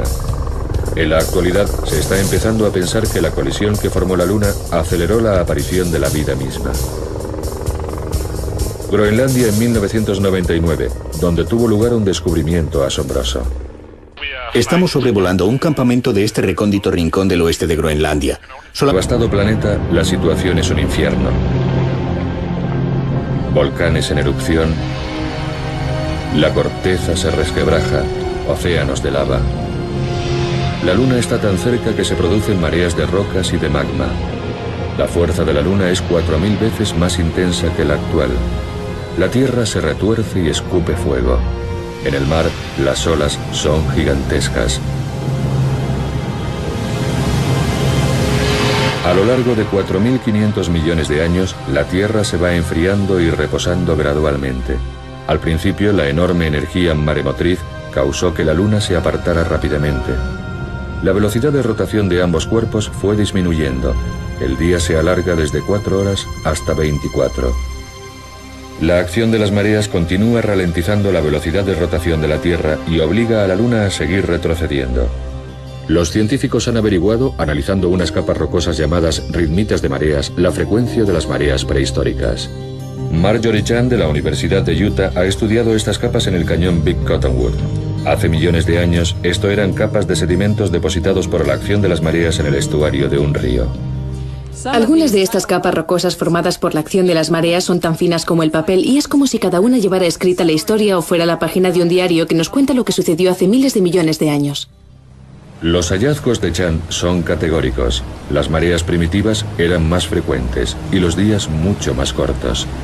Es increíble que estas formaciones rocosas debidas al ciclo de las mareas nos digan que los días tenían solo 18 horas. Podemos ver cómo era el ciclo diario y establecer cuántos días había en un mes y cuántos meses en un año. Y con todos esos datos demostramos de qué manera la Luna se ha estado apartando de la Tierra con el paso del tiempo. De los 21.000 kilómetros de separación de un principio, la Luna se encuentra en la actualidad a una distancia de unos 384.000 kilómetros. Hoy en día, cuando se alinean el Sol, la Tierra y la Luna, esta puede cubrir totalmente el Sol. Desde la Tierra se ve un eclipse total, una coincidencia cósmica asombrosa. Los eclipses de este tipo son una prueba más de que la Luna está retrocediendo con respecto a la Tierra. Esto es un eclipse total actual, pero cuando la Luna estaba más cercana a la Tierra se veía de esta manera. En el futuro, cuando la Luna esté todavía más lejos de la Tierra, los eclipses totales serán fenómenos del pasado. Los documentos sobre antiguos eclipses revelan que hace tan solo 2000 años los días eran ligeramente más cortos que en la actualidad. Si el eclipse solar del año 136 a.C. hubiera sido constante, se habría visto un eclipse total en esta franja. Sin embargo, como los días eran más cortos en una 20ª parte de segundo, esta franja de totalidad se amplía hacia el este llegando hasta Babilonia. En el futuro, cuando la Luna esté todavía más lejos de la Tierra, los eclipses totales serán fenómenos del pasado. Los documentos sobre antiguos eclipses revelan que hace tan solo 2000 años los días eran ligeramente más cortos que en la actualidad. Si el eclipse solar del año 136 a.C. hubiera sido constante, se habría visto un eclipse total en esta franja. Sin embargo, como los días eran más cortos en una 20ª parte de segundo, esta franja de totalidad se amplía hacia el este llegando hasta Babilonia. Hace más de un cuarto de siglo, los astronautas del Apolo instalaron en la Luna unos reflectores. Hoy en día, estos son un objetivo para los astrónomos del Observatorio McDonald en Texas. Proyectando rayos láser sobre estos reflectores, se puede medir la distancia al milímetro, la velocidad con la que la Luna se está alejando de la Tierra. El espacio entre ambos cuerpos se está ensanchando a razón de más de 3,5 centímetros al año. Desde este tamaño, la Luna ha encogido en 4.500 millones de años hasta llegar a este otro. La fuerza de la gravedad de la Luna mantiene a la Tierra en un equilibrio estable con una inclinación media de 23 grados.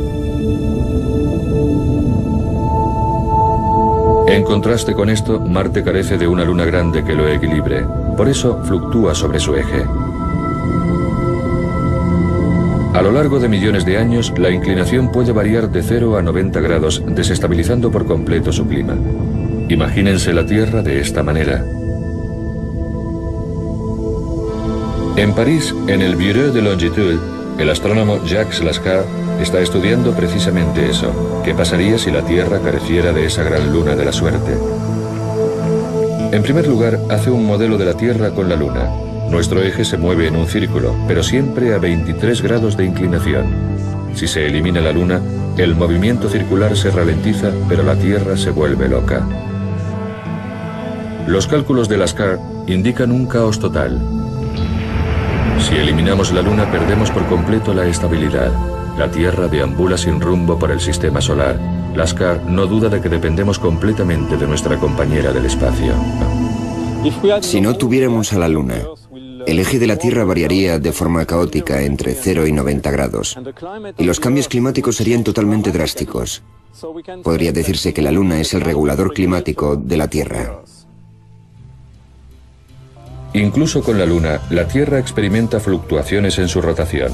Lynn Rothschild es miembro del equipo de la NASA que estudia los orígenes de la vida y sabe que incluso el más pequeño de los cambios puede tener un profundo efecto. Existe un equipo investigador en Alemania que opina que la razón de que las primeras civilizaciones surgieran en la región del delta del Nilo y no en el Sáhara, en donde había grupos humanos más numerosos, los núcleos se muestran en azul. Tan violento es el choque que se funden.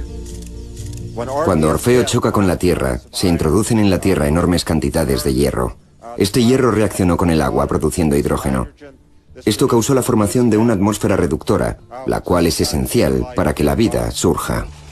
Si además pasa electricidad a través de ella, como por ejemplo los rayos, entonces los precursores de la vida podrían aparecer. En 1952, un famoso experimento hizo precisamente eso.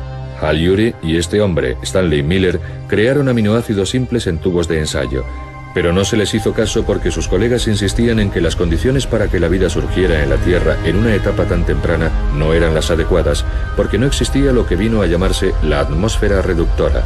Pero en la actualidad sabemos que la colisión con Orfeo puede haber producido una atmósfera de ese tipo. Suponiendo que no se hubiera producido el choque, ¿cómo se desenvolvería nuestro planeta? La Tierra en versión primera sería un océano por completo. Podríamos ver unos pocos trozos de tierra sobresaliendo en la superficie. Veríamos un poco el Tíbet, tal vez la parte alta de Hawái, el Everest, pero estaría esencialmente cubierta de agua. Sin el choque no podría haber forma de vida humana en la Tierra. Este documental, a lo mejor, lo habrían hecho otras formas de vida, pero seguro que no lo habrían hecho humanos. Solo podemos especular sobre el tipo de criaturas que habrían evolucionado en la Tierra en versión primera. Es muy divertido intentar imaginarse cómo sería la vida en la Tierra. ¿Habría vida inteligente? Si no hubiera existido la colisión que formó la Luna, creo que la vida en tierra firme habría sido diferente. Puede que ni siquiera existiera. Además, sin una luna que ralentizase nuestra rotación, la Tierra sería un mundo hostil y frenético. La Tierra tendría una rotación muy rápida, solo con el Sol y sin luna. Los días se sucederían muy rápido, a un ritmo 3 veces mayor que el actual. Saldría el Sol, se pondría todo esto a una velocidad mayor. Todo lo que sucediera durante el día pasaría de forma más rápida. Un clima atroz. Los vientos soplarían a cientos de kilómetros por hora. Habría tormentas de arena constantemente. Ningún ser humano podría evolucionar aquí. Así que uno tendría que recurrir al medio acuático. ¿Sería posible la vida inteligente en el mar? Los pulpos y algunas especies similares son animales bastante inteligentes. Pueden hacer cosas como construir con los tentáculos pequeñas viviendas en donde cobijarse, y hasta cierto punto tienen sentimientos. Poseen unos ojos casi idénticos a los de los vertebrados, son fascinantes. Así que uno se imagina que los cefalópodos, los pulpos, los calamares, etc., serían los genios de una Tierra sin luna. Pero con la Luna, aunque los cefalópodos no evolucionaron para dominar en la Tierra en versión segunda, e incluso son asteroides capturados. En muchos sentidos, Venus es el planeta gemelo de la Tierra, pero no son similares en lo referente a las lunas. Venus no tiene lunas. Lo mismo le pasa a Mercurio, un planeta un poco más grande que nuestra Luna, el más cercano al Sol. Dentro del sistema solar, solo la Tierra tiene la suerte de tener una luna de un tamaño considerable. ¿Cómo es posible? La teoría no puede ser tan evolutiva para poder aplicarse a todos los planetas, porque de ser así, Mercurio tendría que tener una luna y Venus y Marte también, pero no la tienen.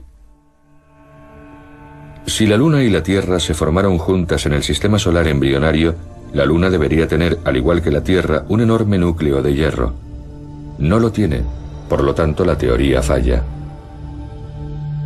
Y en cuanto a la teoría de la captura de cuerpos externos, ¿pudo la Tierra tomar como rehén a un planetoide que iba de paso? No es posible. Un cuerpo del tamaño de la Luna seguiría su camino. Una tercera teoría señala que debido a que la prototierra estaba en estado semilíquido, giraba a gran velocidad, un trozo del planeta pudo desprenderse de la parte ecuatorial, pero la física no toma en serio esta posibilidad. Cuando la NASA va a viajar a la Luna, los científicos buscan una explicación más plausible. Harold Urey, el geoquímico que participó en la organización inicial de las misiones del Apolo, dijo que ninguna de las tres teorías eran satisfactorias, por lo tanto, la Luna no debería existir. Pero la Luna existe, y desde 1969, 6 misiones han llevado a 12 astronautas a pisar la superficie lunar.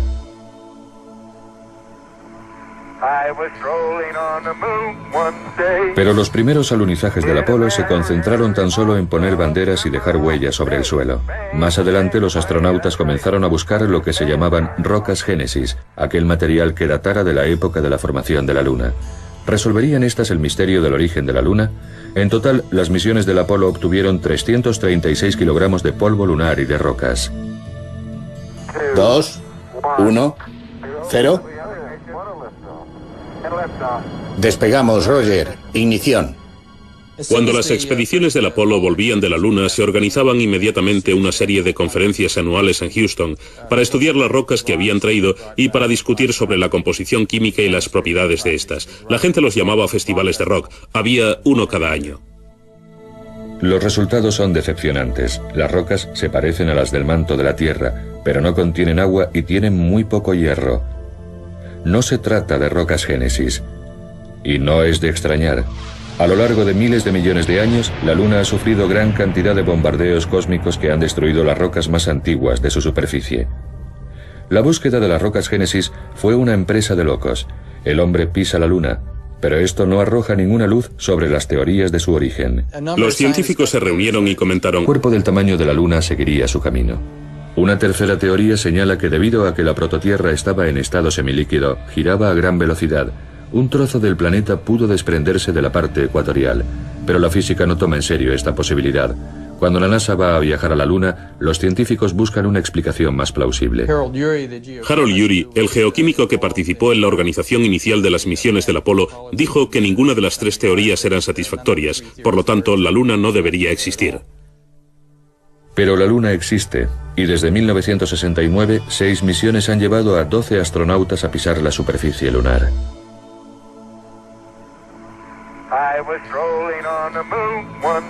Pero los primeros alunizajes del Apolo se concentraron tan solo en poner banderas y dejar huellas sobre el suelo. Más adelante los astronautas comenzaron a buscar lo que se llamaban rocas Génesis, aquel material que datara de la época de la formación de la Luna. ¿Resolverían estas el misterio del origen de la Luna? En total, las misiones del Apolo obtuvieron 336 kilogramos de polvo lunar y de rocas. 2, 1, 0. Despegamos, Roger. Ignición. Cuando las expediciones del Apolo volvían de la Luna, se organizaban inmediatamente una serie de conferencias anuales en Houston para estudiar las rocas que habían traído y para discutir sobre la composición química y las propiedades de estas. La gente los llamaba festivales de rock. Había uno cada año. Los resultados son decepcionantes. Las rocas se parecen a las del manto de la Tierra, pero no contienen agua y tienen muy poco hierro. No se trata de rocas Génesis. Y no es de extrañar. A lo largo de miles de millones de años, la Luna ha sufrido gran cantidad de bombardeos cósmicos que han destruido las rocas más antiguas de su superficie. La búsqueda de las rocas Génesis fue una empresa de locos. El hombre pisa la Luna, pero esto no arroja ninguna luz sobre las teorías de su origen. Los científicos se reunieron y comentaron: han pasado casi 10 años desde la última expedición del Apolo y tendríamos que haber aprendido algo sobre los orígenes de la Luna y sus primeros años de existencia. ¿Por qué no tenemos una respuesta? Hartman opina que sus colegas han pasado por alto lo más importante al haberse concentrado tan solo en analizar las rocas. Según él, en los choques está la clave de todo. La Luna es un registro claro de los impactos procedentes del espacio desde hace 4.500 millones de años. Además, algunos de estos choques han sido realmente brutales, aunque no se vean claramente en el hemisferio visible desde la Tierra. Antes del Apolo, cuando se desconocía casi por completo la cara oculta de la Luna, Hartmann empezó a localizar en un mapa los cráteres de los bordes del hemisferio visible. En un laboratorio, con la ayuda de sus colegas, construyó una maqueta de un globo. Proyectamos sobre el globo las mejores fotos de la Luna y la observamos de lado. Entonces descubrimos una serie completa de rasgos. Había unas grandes cicatrices. Orfeo puede haber producido una atmósfera de ese tipo. Suponiendo que no se hubiera producido el choque, ¿cómo se desenvolvería nuestro planeta? La Tierra en versión primera sería un océano por completo. Podríamos ver unos pocos trozos de tierra sobresaliendo en la superficie. Veríamos un poco el Tíbet, tal vez la parte alta de Hawái, el Everest, pero estaría esencialmente cubierta de agua. Sin el choque no podría haber forma de vida humana en la Tierra. Este documental, a lo mejor, lo habrían hecho otras formas de vida, pero seguro que no lo habrían hecho humanos. Solo podemos especular sobre el tipo de criaturas que habrían evolucionado en la Tierra en versión primera. Es muy divertido intentar imaginarse cómo sería la vida en la Tierra. ¿Habría vida inteligente? Si no hubiera existido la colisión que formó la Luna, creo que la vida en tierra firme habría sido diferente. Puede que ni siquiera existiera. Además, sin una luna que ralentizase nuestra rotación, la Tierra sería un mundo hostil y frenético. La Tierra tendría una rotación muy rápida, solo con el Sol y sin luna. Los días se sucederían muy rápido, a un ritmo 3 veces mayor que el actual. Saldría el Sol, se pondría todo esto a una velocidad mayor. Todo lo que sucediera durante el día pasaría de forma más rápida. Un clima atroz. Los vientos soplarían a cientos de kilómetros por hora. Habría tormentas de arena constantemente. Ningún ser humano podría evolucionar aquí. Así que uno tendría que recurrir al medio acuático. ¿Sería posible la vida inteligente en el mar? Los pulpos y algunas especies similares son animales bastante inteligentes. Pueden hacer cosas como construir con los tentáculos pequeñas viviendas en donde cobijarse, y hasta cierto punto tienen sentimientos. Poseen unos ojos casi idénticos a los de los vertebrados, son fascinantes. Así que uno se imagina que los cefalópodos, los pulpos, los calamares, etc., serían los genios de una Tierra sin luna. Pero con la Luna, aunque los cefalópodos no evolucionaron para dominar en la Tierra en versión segunda, e incluso nuestros océanos, la mayoría de todo esto desapareció con la colisión de hace 65 millones de años, la que acabó con los dinosaurios. Aproximadamente una vez cada 100 millones de años se producen extinciones en masa. En el pasado, la Luna podría haber servido de escudo a la Tierra contra tales colisiones, pero las posibilidades estadísticamente son muy pequeñas. Para un biólogo evolucionista, las estadísticas no tienen importancia. Lo único que necesito es una colisión que afectara a la evolución. Además, lo fascinante del caso es que no hay manera de probarlo. Pudo haber habido un tiempo en el que la Luna nos protegió, nos salvó al estar en el lugar adecuado en el momento adecuado, pudiendo interceptar un impacto que de lo contrario habría hecho muchísimo daño a la vida en la Tierra. Es decir, una colisión que habría provocado extinciones en masa. David Gumb representa a la nueva generación de empresarios espaciales. Está planeando financiar una misión a la Luna con fines comerciales. En su cuartel general del desierto de Mojave, en California, Gumb posee un modelo de cohete reciclado. Desde la órbita de la Tierra, el cohete lanzará una escalera en busca del agua. No existen pruebas definitivas de que haya agua allí. Nuestro robot aterrizará probablemente en el Polo Sur, cerca de la llamada Cima de la Vida Eterna, para dirigirse después al interior de uno de estos oscuros cráteres de los polos y comprobar si existe hielo, y en tal caso recuperarlo para formar nuestro primer oasis espacial.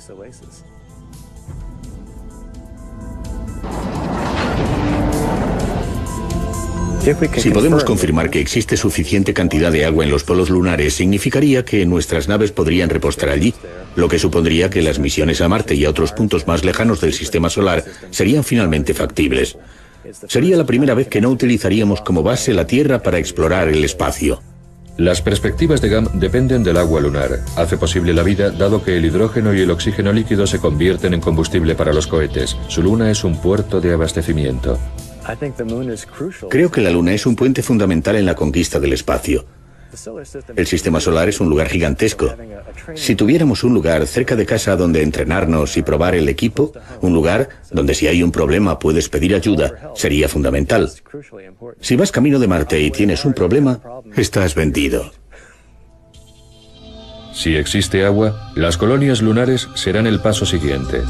Pero no serían como los asépticos módulos de la fantasía científica, sino como las estructuras de adobe de los desiertos mexicanos y del suroeste de Estados Unidos. Los pioneros lunares construirían sus viviendas con el polvo lunar. La NASA está recogiendo datos. La próxima vez que vayamos a la Luna, nuestros trajes serán de una tecnología muy avanzada. Pero tendremos que depender de los recursos naturales básicos para construir nuestras viviendas.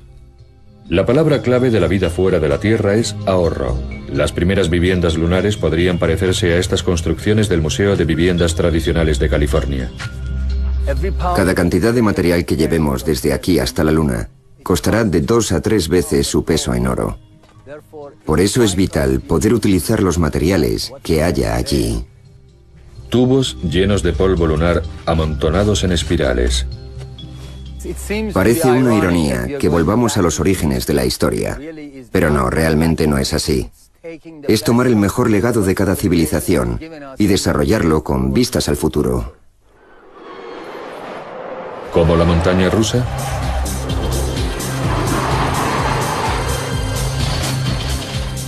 Tangabelu, un arquitecto espacial, habla con el especialista en cohetes Anthony Supero.